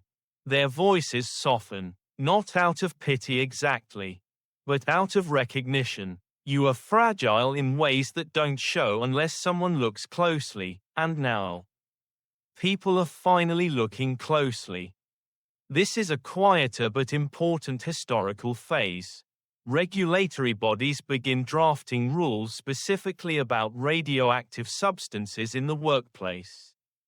Not sweeping reforms yet, frameworks, committees, cautious language, but the idea that exposure limits should exist at all is new. It's radical. Historians still debate whether these early rules were driven more by fear of lawsuits or genuine concern for workers. But either way, they didn't exist before you and the others forced the issue. You're asked, gently, if you'd allow one more examination. Not for treatment, for data. You agree. You've said yes to this before. And you say it again now. Because refusing would feel like letting the truth fade with you. Instruments hum softly. Numbers are written down. You don't ask what they mean anymore. You know enough. A lesser-known detail emerges during this visit. The doctors note that even your breath carries traces of radiation-related decay products. Not dangerous to others in the short term. They assure you quickly, but remarkable. Your body has become a record, logging exposure in every system. Historians still debate how startling these findings were at the time, but the silence in the room suggests everyone understands their weight. Joke number 1 slips through your mind. Guess I really did bring my work home with me. You don't say it. Some humor is too sharp to release. Settlement negotiations move closer to something final. Not victory, closure. The word tastes strange. Closure implies a door shutting. You know this door will never fully close. Bones don't forget. History doesn't, either, not if it's written properly. Still, acknowledgement matters. It creates a line future companies will think twice before crossing. You receive word that factories elsewhere are changing procedures. Not all of them, not immediately, but enough. Protective gear, no more brush licking. Warnings posted where none existed before. The thought brings a flicker of relief that surprises you with its strength. Saving people you'll never meet feels like a solid thing to hold onto. Joke number 2 surfaces quietly when someone says you've made a difference and you reply, I'd have preferred making watches. It earns a soft laugh. It's true, no one chooses this kind of legacy. Your body grows more tired as the days pass. But your mind feels oddly clear. Thoughts line up neatly now. As if knowing time is limited has made you less willing to waste it. You speak less. But when you do, people listen. That's new. You wish it hadn't required so much pain to earn. Historians still debate how much agency the women felt at this stage, whether they saw themselves as activists, victims, or simply survivors. Sitting here, labels feel inadequate. You're a person who was hurt, who spoke, and who refused to disappear quietly. That's enough. As evening settles again, the room grows still. You breathe slowly, carefully, feeling the familiar ache without fighting it. The past feels distant now. Not because it's forgotten, but because it's been spent. What remains is quieter.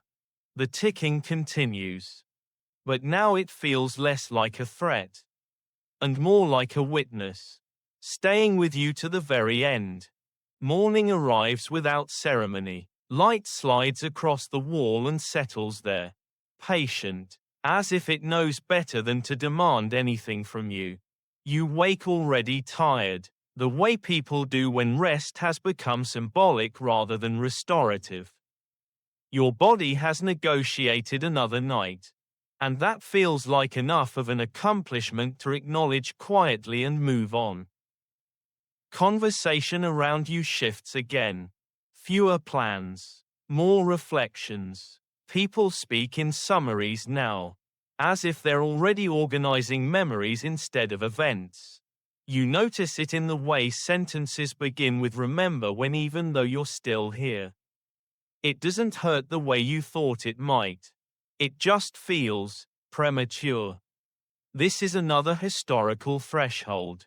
Though it won't be labeled clearly until later, the Radium Girls story begins to settle into public consciousness not as a scandal, but as a lesson. Textbooks aren't written yet, regulations aren't fully enforced, but the narrative is changing shape, from accident to warning. Historians still debate when that shift truly solidified.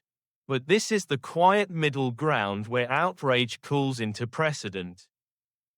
Your doctors speak more frankly now. Not about timelines, that would feel cruel, but about comfort. About making sure pain doesn't dominate what time remains. About preserving clarity. You appreciate that they don't dress it up. Euphemisms are exhausting. Honesty, at this point, is a kindness.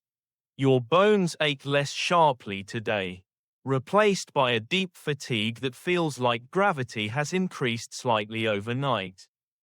You move less. You think more. Joke number 1 drifts through your thoughts when someone asks if you need anything and you reply, "Just a lighter skeleton." It earns a soft smile. Humor has become a shared shorthand for saying "I know" without saying more. News arrives that another factory has officially banned the brush licking technique. The phrase sounds absurd now. How did anyone ever think that was acceptable? The answer is uncomfortable, because no one had proven it wasn't. Progress, your learning, often begins with the phrase "we didn't know."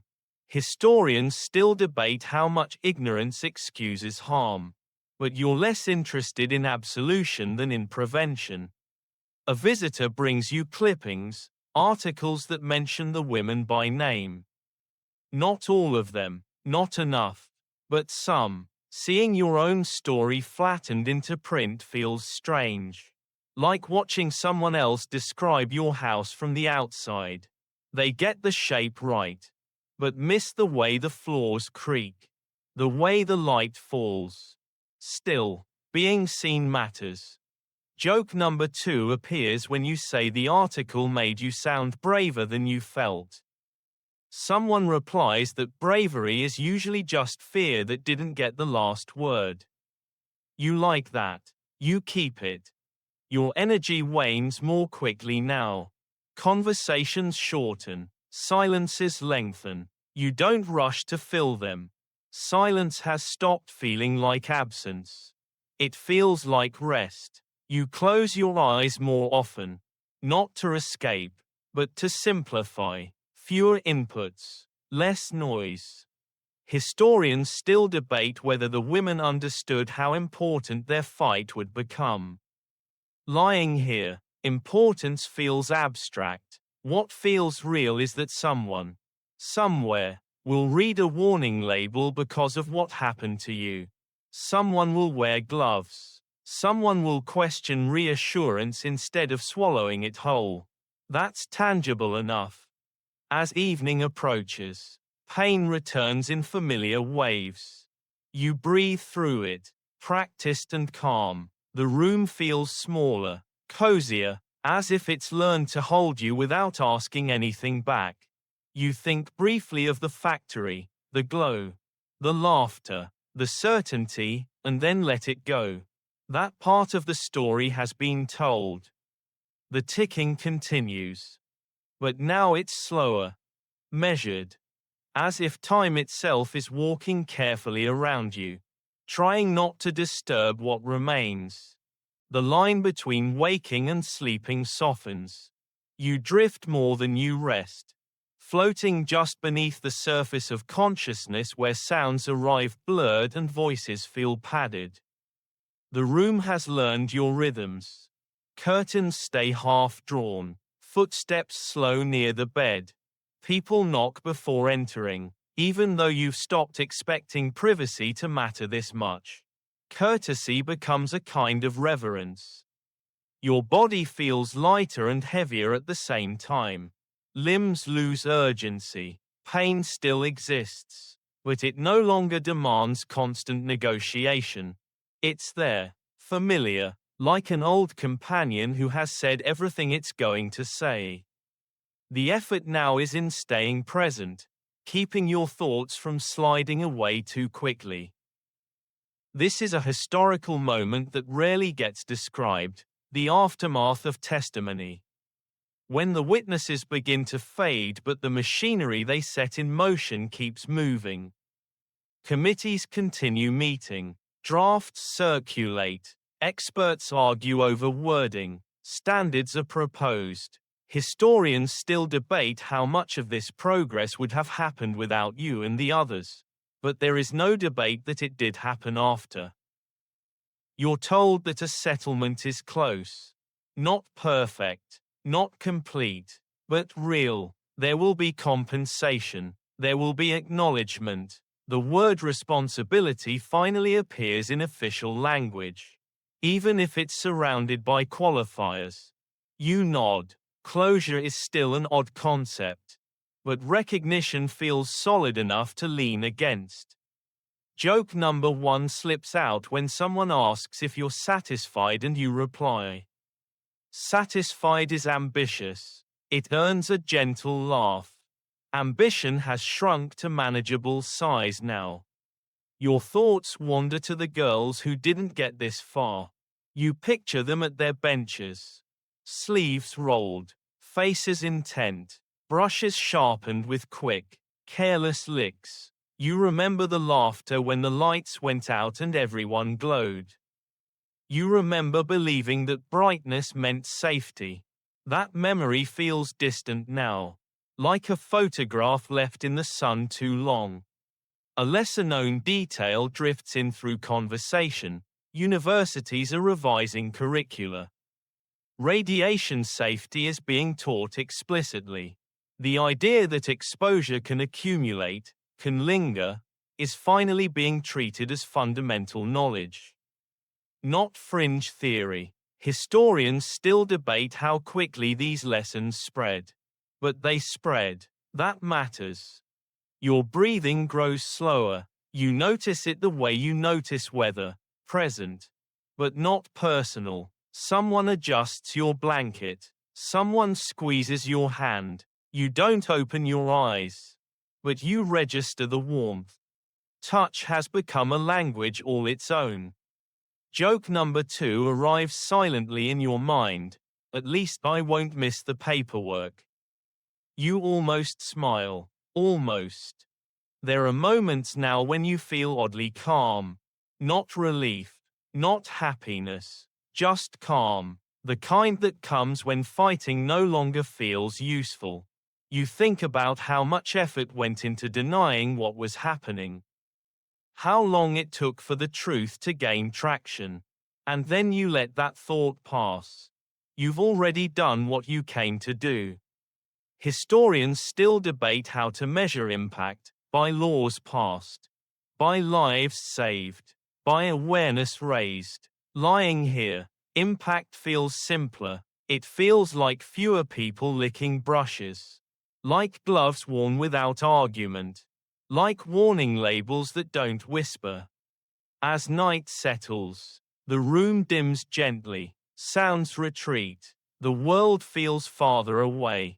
But not hostile, just quiet. You breathe. You rest between breaths. The ticking remains. But it's faint now, almost absorbed into the background. Like a clock in another room. Time is still moving. But it's no longer asking anything from you. You wake less often now. And when you do, it takes a moment to remember where you are. Not because the room has changed. but because urgency has. The sharp edges of before and after have softened into something continuous. There is this breath, then the next. That's enough structure for now. Voices arrive from a distance. You catch phrases rather than sentences. Settlement finalized. Precedent setting. Workplace standards. These words drift through the room like weather reports for a place you're no longer traveling to. Still, you register them. They matter. They land somewhere quiet and steady inside you. This is another historical turning point that doesn't announce itself with headlines. The legal recognition that a company can be responsible for harm it insisted it didn't understand.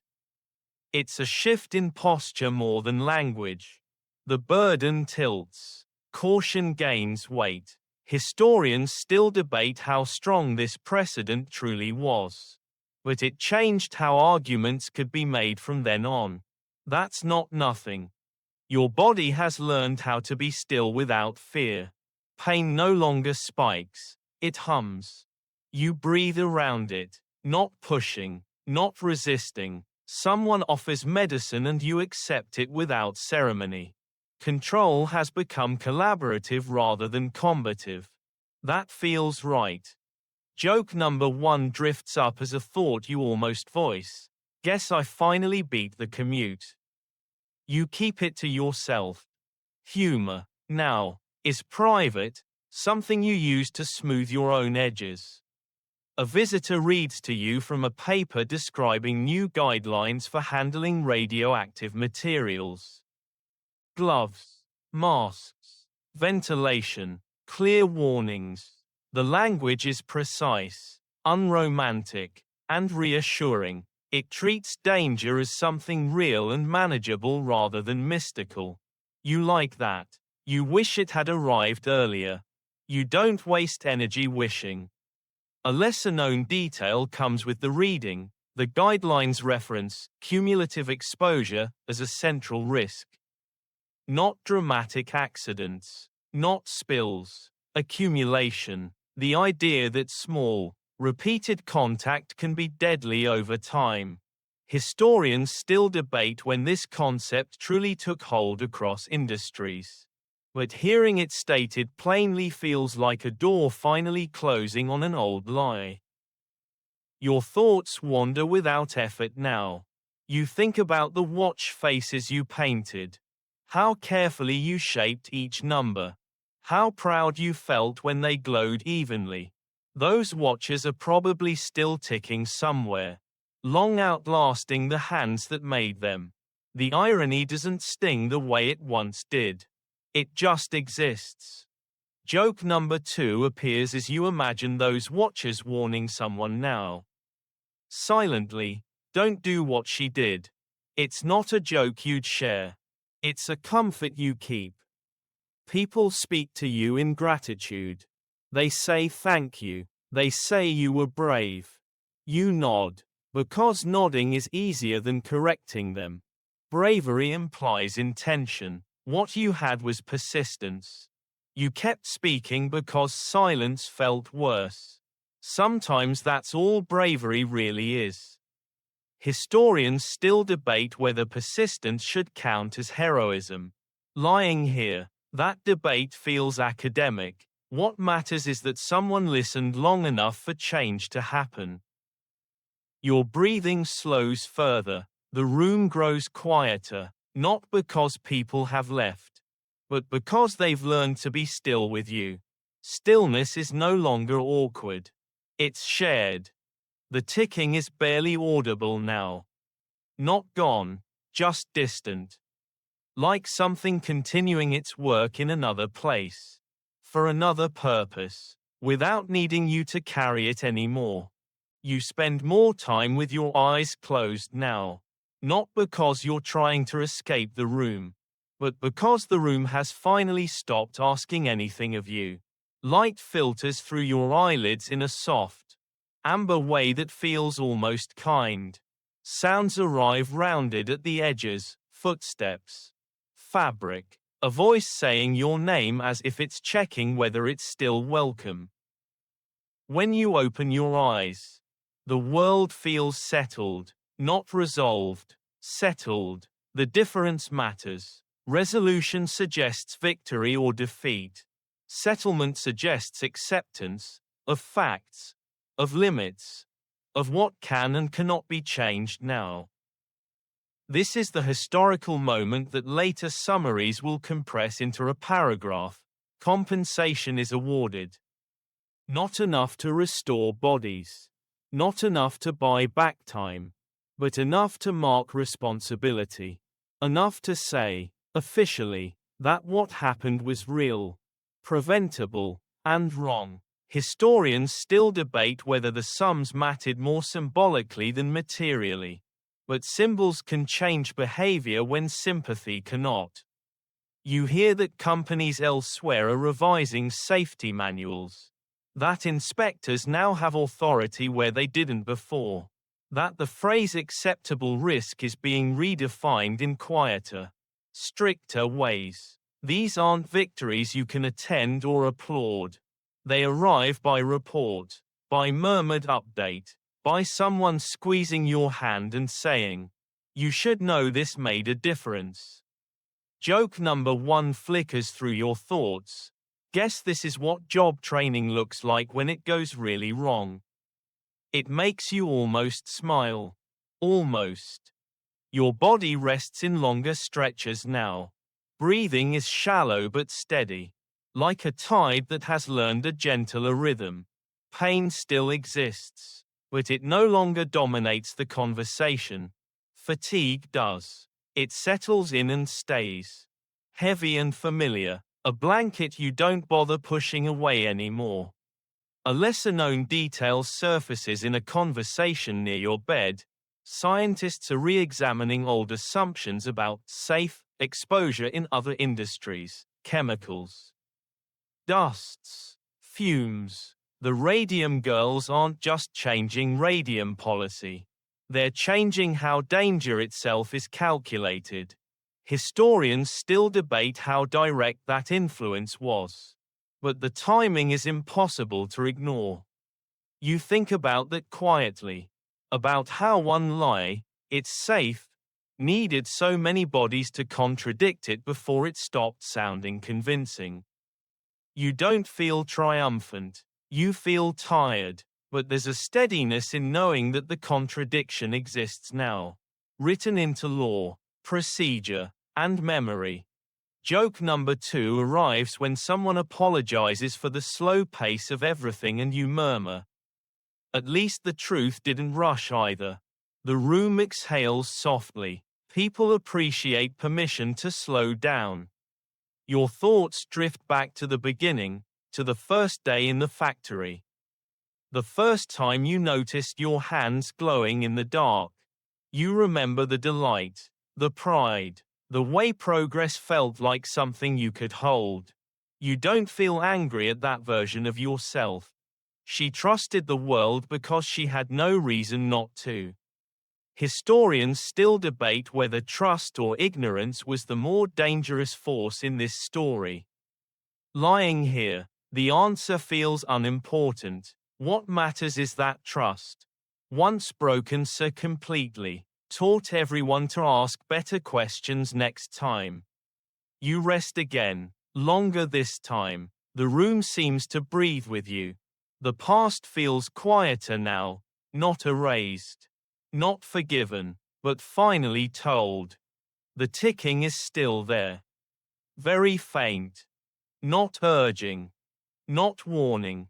Just marking the moment when responsibility finally caught up to progress, and decided, at last, to walk beside it instead of behind.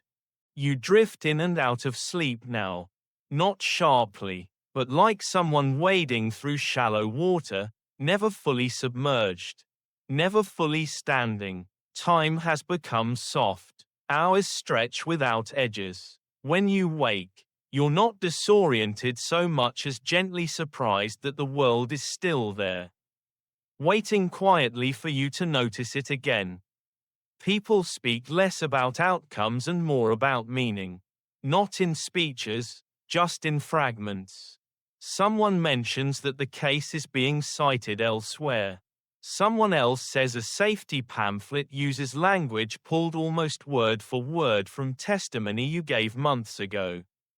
The idea that your sentences are traveling without you feels strange. Like hearing your voice echo down a hallway you've already left. This is an important historical phase. Even if it lacks drama, the Radium Girls begin to appear in professional conversations as a reference point. Not just victims, not just plaintiffs. A case, a precedent. Historians still debate whether this transformation honored or flattened the women involved. But it ensured the story couldn't be dismissed as an anomaly. Your body feels quieter today. Not better, just quieter. Pain has retreated to a distant hum, replaced by a heaviness that feels more final. You breathe shallowly, carefully, the way you would if you were trying not to disturb something fragile. Joke number 1 drifts through your thoughts. Guess even my pain is tired now. It brings a small sense of companionship rather than humor. A visitor reads to you from a book draft. Someone is already trying to document the story more fully.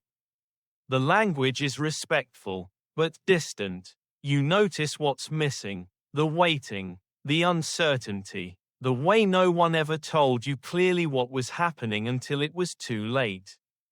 You don't interrupt. Every telling leaves something out.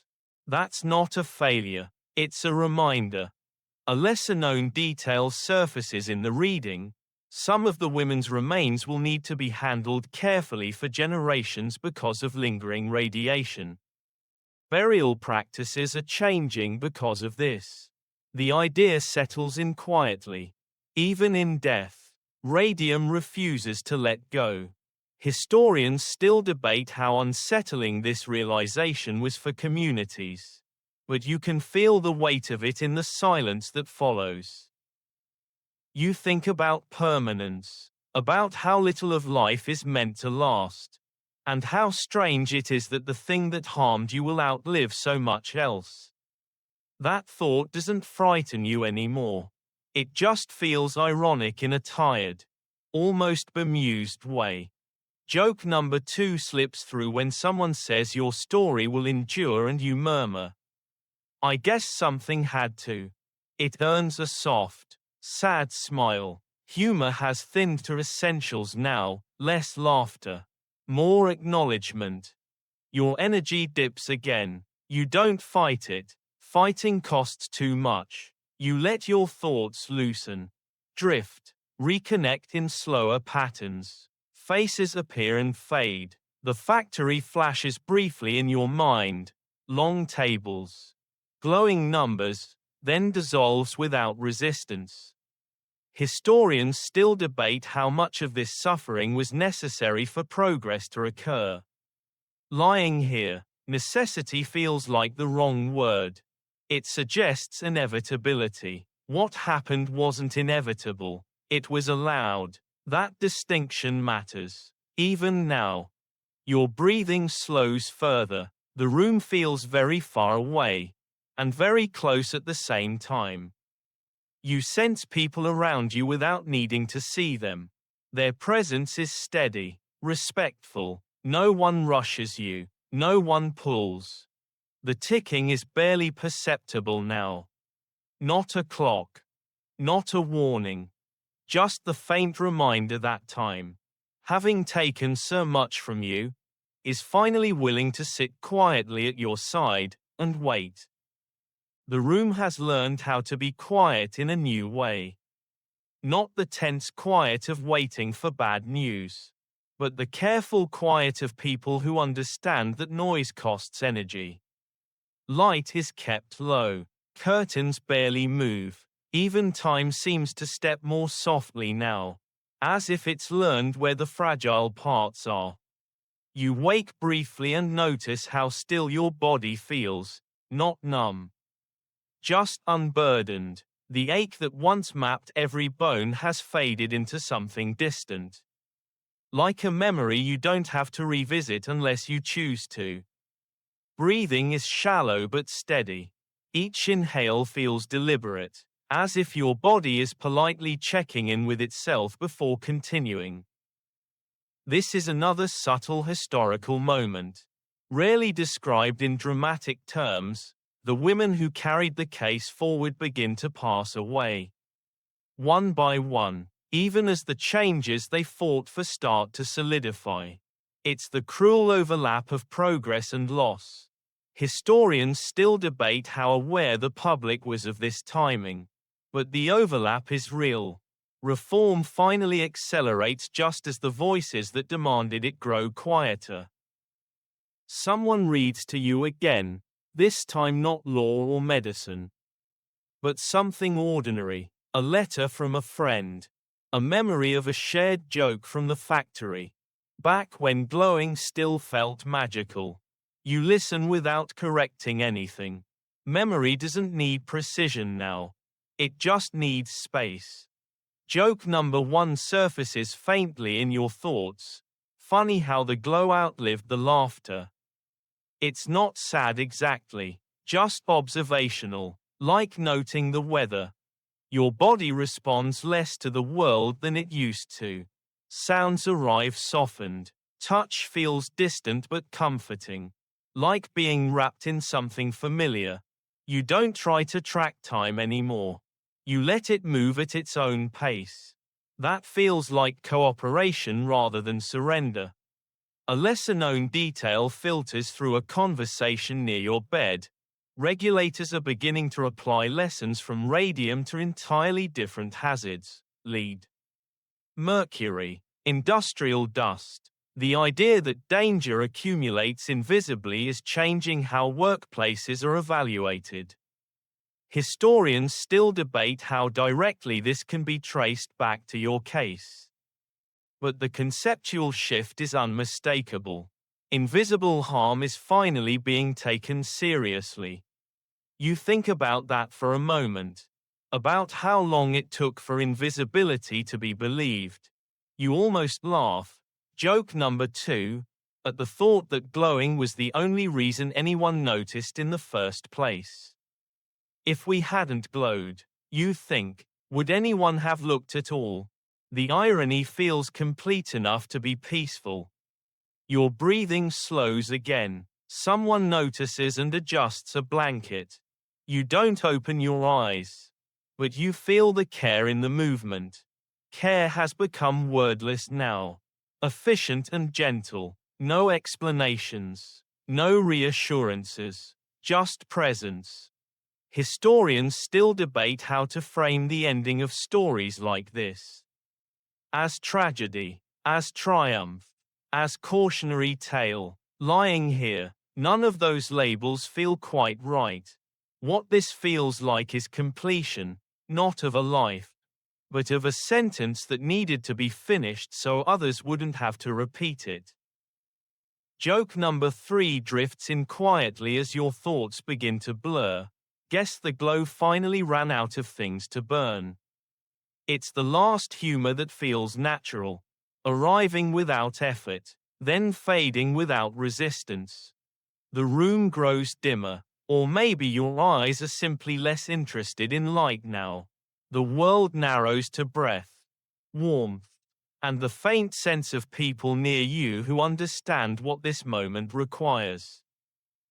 The ticking is almost gone. Not stopped. Just no longer separate from silence. You are awake just long enough to notice that the room feels finished with urgency. Nothing is waiting to happen anymore. There are no updates due. No decisions pending. No arguments still unfolding in the background. The long struggle, legal, medical, personal, has moved past you, carrying your name with it, but no longer asking you to participate. Your breathing is slow and shallow now, but steady. Each breath feels like a small agreement you keep making with the moment. In, out, enough. You don't try to deepen it. You let it be what it is. The body, after all this time, knows how to do its work without instruction. People speak to you even when they aren't sure you can hear. They say your name. They say thank you. They say nothing at all and just sit. You sense them more than you see them. Their presence registers as warmth, as weight on the edge of the bed, as a hand resting lightly where your arm meets the sheet. You don't need to respond. Being here is response enough. This is the historical phase that records rarely capture, the moment when living witnesses give way to living consequences. The reforms continue. The safety standards spread. Textbooks solidify language that was once uncertain.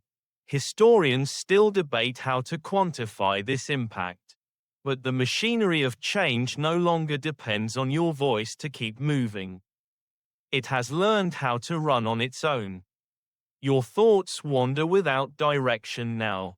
Not in fragments, more like gentle drifting. You think about ordinary things. Sunlight on a windowsill, the sound of pencils tapping at the factory tables. The way the glow looked the first time you noticed it on your hands. Beautiful and harmless and wrong all at once. The memory doesn't hurt anymore. It simply exists. Joke number 1 surfaces faintly. Barely formed. Turns out the light was borrowed. It doesn't go anywhere after that. It doesn't need to. A lesser-known truth filters in through conversation you half catch. Scientists are still studying the remains of some of the women decades later. Their bones continuing to teach lessons long after voices are gone. Even now, even then, historians still debate the ethics of this. But the persistence of radium refuses to be ignored. Knowledge keeps coming, whether anyone asks for it or not. You don't feel afraid. That surprises you. A little. Fear requires energy, and energy has become something you spend carefully. What you feel instead is a gentle distance. Like watching the shore recede from a boat that has already committed to the water. Joke number 2 flickers and dissolves. At least I finally get to stop explaining. That thought brings a sense of relief deeper than laughter ever did. Your body settles further into the bed. Muscles loosen. The effort of holding yourself together, physically, emotionally, eases. You are no longer bracing for anything. There is nothing left to brace against. Historians still debate how stories like this should end. With accountability, with mourning, with hope. Lying here, the ending feels quieter than all of those. It feels like release, not from responsibility, but from struggle. Breathing slows again. The room grows softer. The ticking, once so loud, once inside your bones, has faded into something indistinguishable from silence.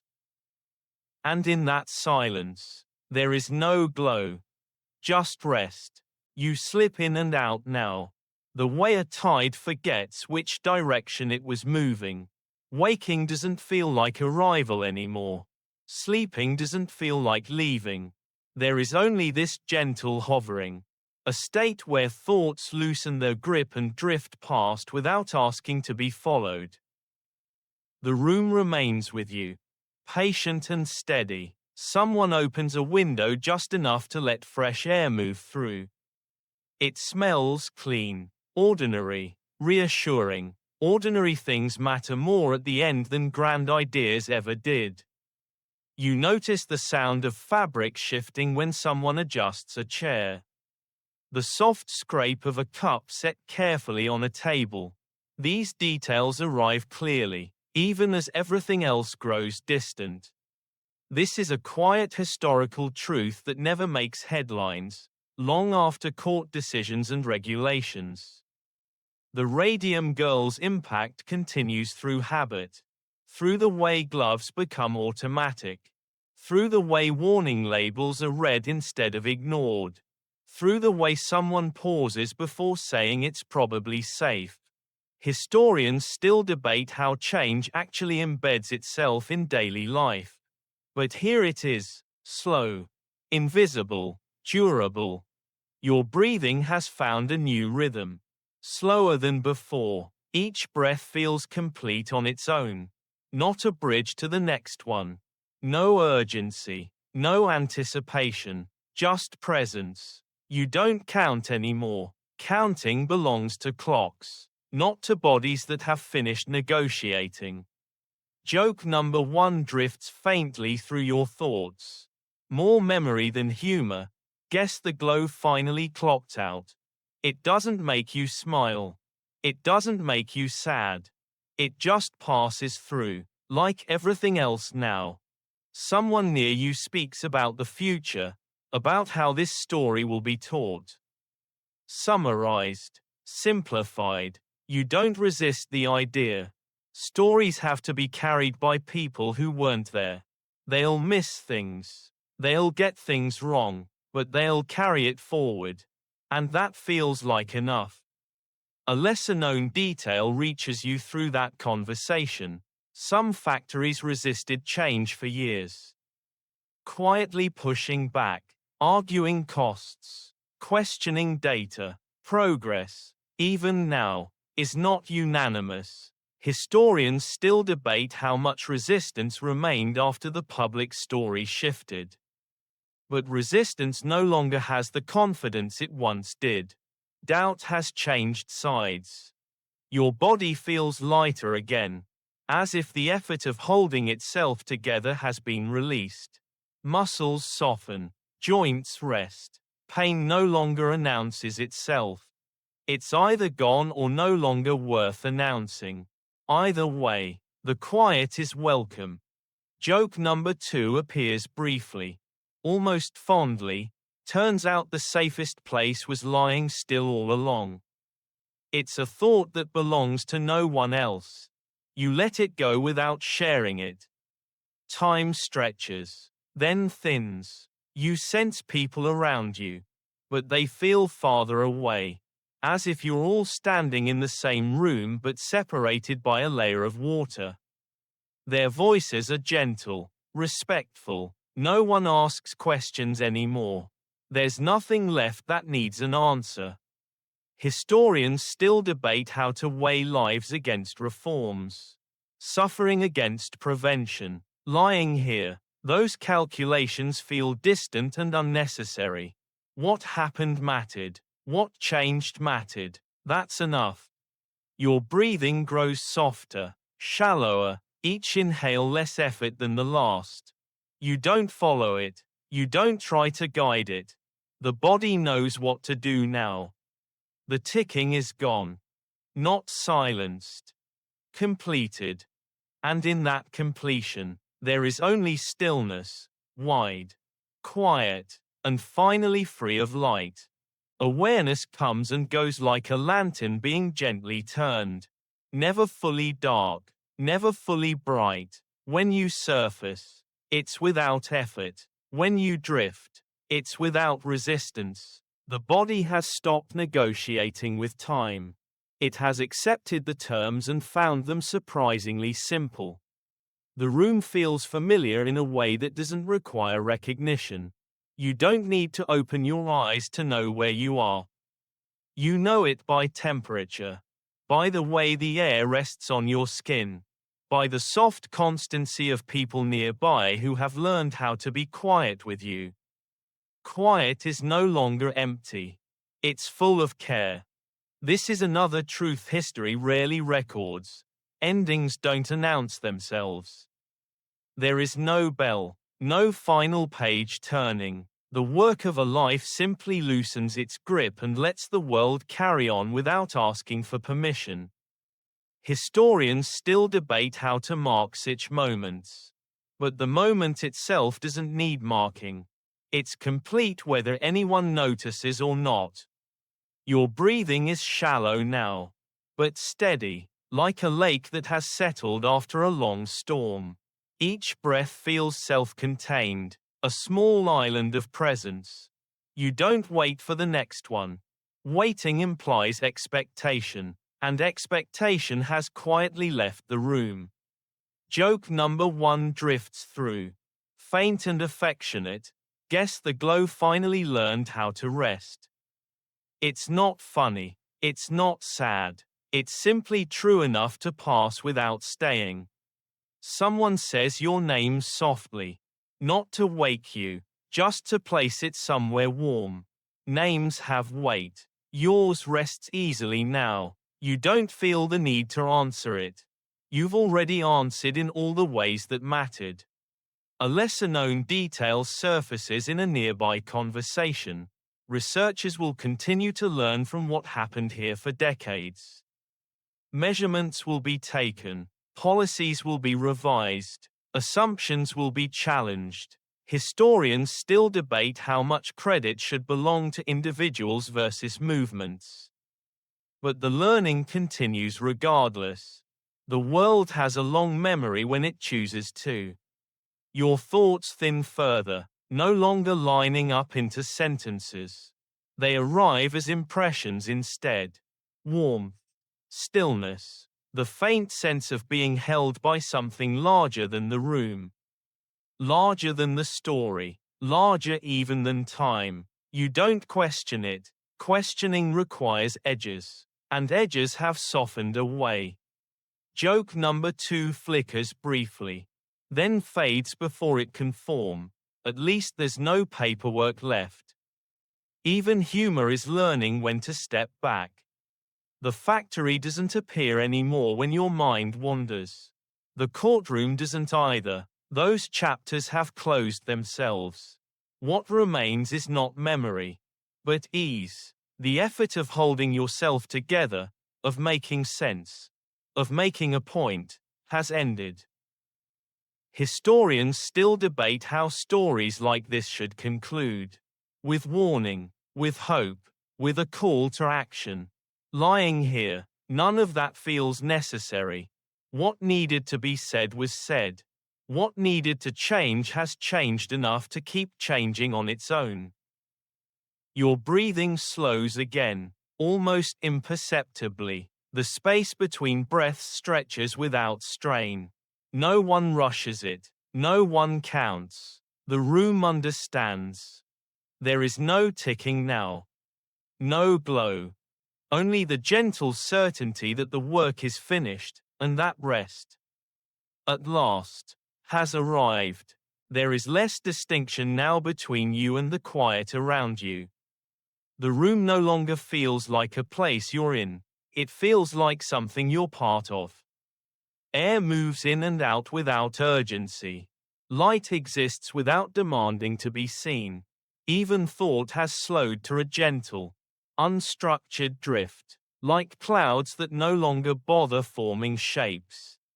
When awareness returns, it does so briefly, almost politely, just long enough for you to sense that people are still there. That you are not alone. That you haven't been rushed or abandoned or forgotten. Presence, at this point, doesn't need conversation. It only needs continuity. This is a historical truth that rarely survives into summaries. The final moments of those who change the world are usually quiet. Not triumphant, not dramatic. Change does not require a loud ending. It requires only that the work be complete. Historians still debate how to dramatize legacies. But legacies themselves don't care how they're framed. Your breathing has grown shallower again, but it's untroubled. Each breath arrives as if on its own schedule, unconcerned with the one before or after. You don't guide it, you don't follow it. The body is finishing what it knows how to do. Joke number 1 flickers, barely forming. Guess even time knows when to stop hovering. It dissolves immediately, like humor gently bowing out when it's no longer needed. Someone adjusts the blanket once more. The movement is slow, careful, reverent without being heavy. You feel the warmth settle and remain. Touch registers more as reassurance than sensation now, a signal rather than an experience. A lesser-known detail drifts through the edge of hearing.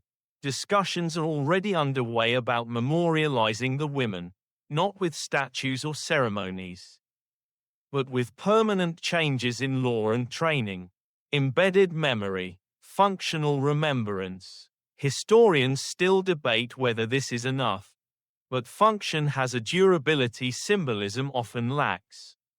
Your thoughts no longer circle back to the beginning. The factory stays gone. The glow stays gone. Even the ache has retreated beyond relevance. What remains is not emptiness, but simplicity. Nothing is being demanded of you anymore. Not explanation. Not endurance. Not courage. Joke number 2 appears and vanishes without landing. Turns out the safest place was letting go. It feels less like humor and more like understanding. Time stretches thin, then nearly transparent. You sense that something is approaching, but it doesn't feel like an arrival.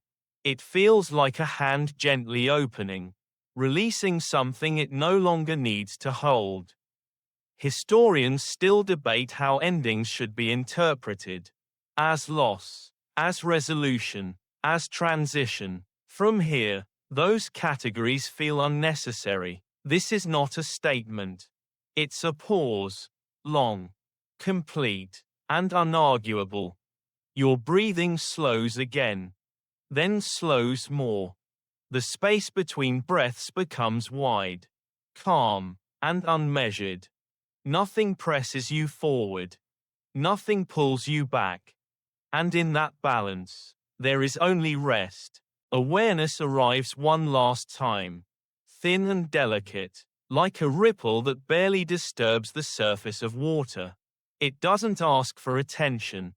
It doesn't demand meaning. It simply lets you notice that you are still here, softly, lightly, before drifting again.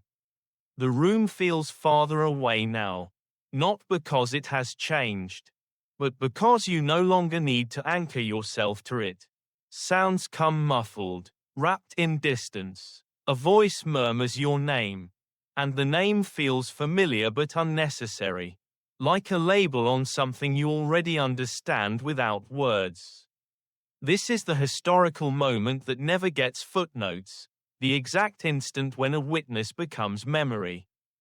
When a living body that carried proof, pain, and persistence quietly steps aside, leaving the evidence to stand on its own. Historians still debate how much is lost when voices fall silent. But the truth you carried no longer depends on breath to exist. Your breathing is barely there now, soft, shallow, spaced so far apart it's no longer something you can follow. Each breath feels like a courtesy, not an obligation. There is no tension in it, no fear, just the gentle rhythm of something finishing its work. Joke number 1 appears faintly, almost affectionately. Guess I finally clocked out for real. It doesn't linger. It doesn't need laughter. It simply passes through, satisfied. There is no pain now. Not because it has been defeated, but because it no longer has a place to land. The body has loosened its grip on sensation the way a hand loosens its grip on an object it no longer needs to carry. Muscles rest. Bones rest. Even thought rests. A lesser-known truth drifts at the edge of this moment, long after voices like yours fade.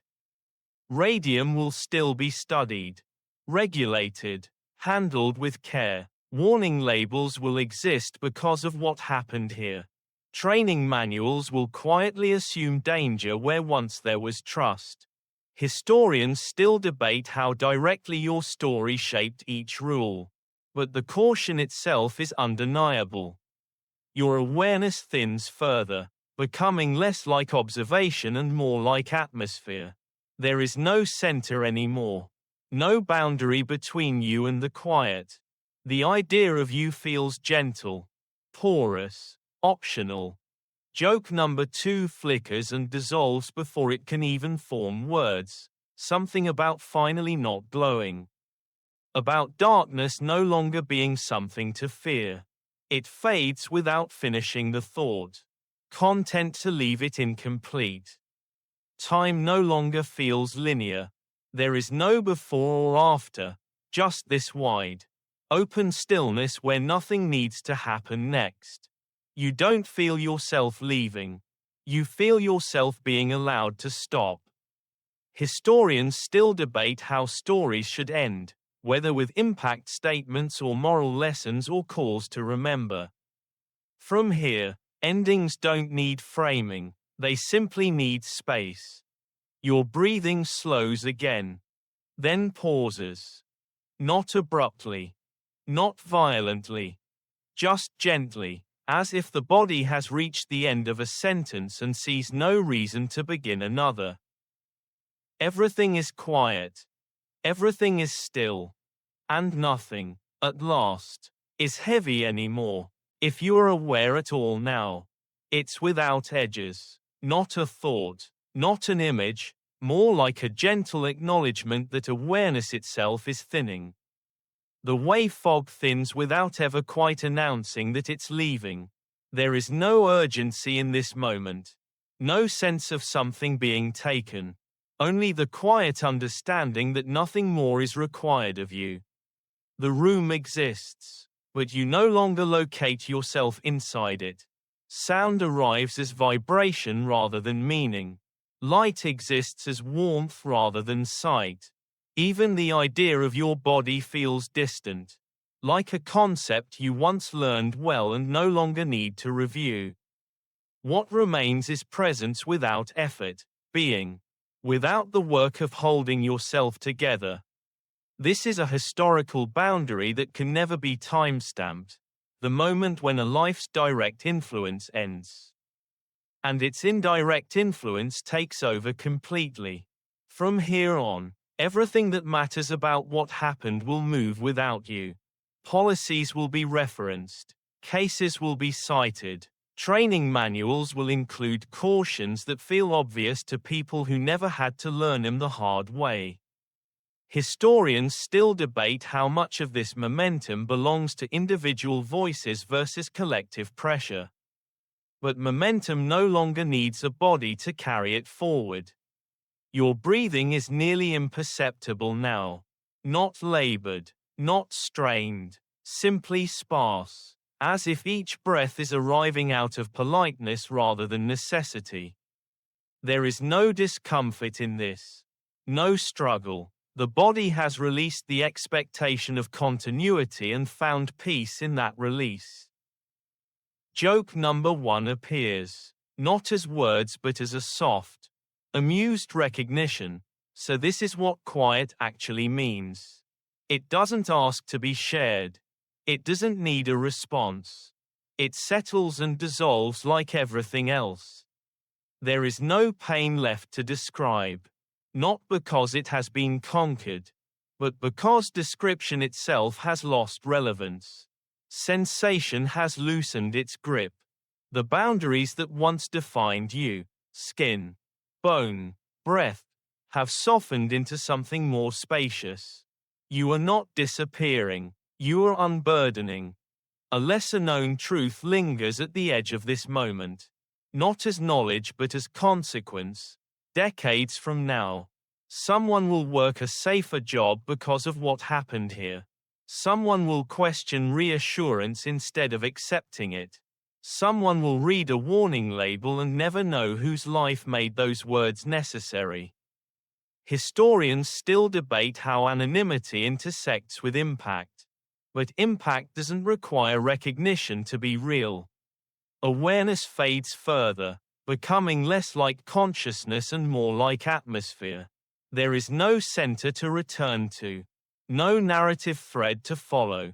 The idea of sequence, before, after, next, has quietly slipped away.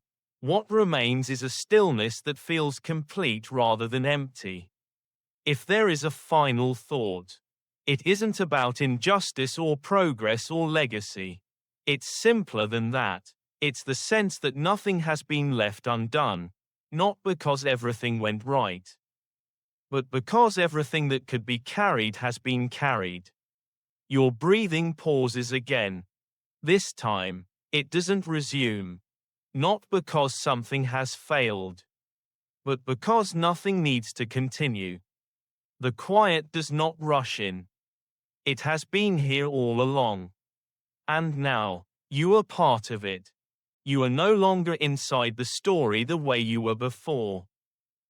The point of view has loosened, widened, as if the camera has pulled back just enough for you to breathe more easily. You are still here, still listening, but the weight of what you carried earlier has been set down gently beside the path. Think of this moment as standing just outside a closed room after a long vigil.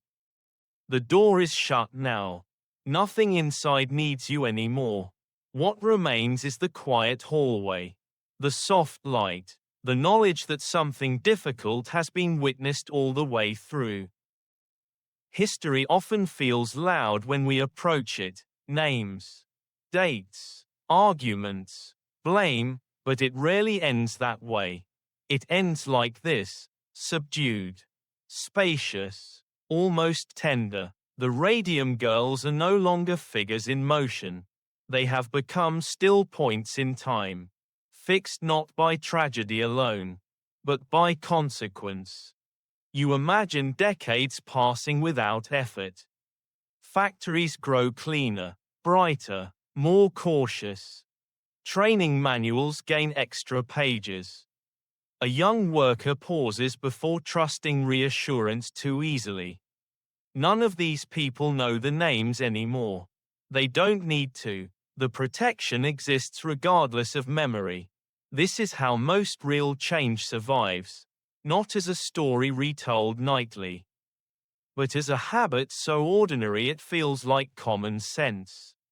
There's a strange comfort in that. You let yourself notice how your own body feels now, listening here in the present. Maybe your shoulders have dropped a little.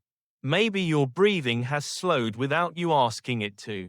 The tension you held earlier, jaw tight, mind alert, has softened. That's intentional. Stories like this aren't meant to leave you clenched. They're meant to escort you safely back out. If humor still has a place here, it's gentle and distant. A thought drifts by. Imagine trying to explain to someone in the future that glowing at work was once considered a perk. The absurdity doesn't sting anymore. It just underscores how far things moved. Quietly, because people paid attention when it mattered.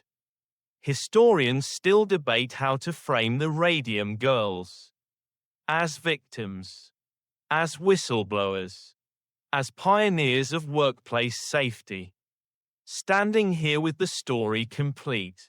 Those labels feel unnecessary. They are all true, and none of them are required for the impact to exist. What matters is simpler. Harm was real.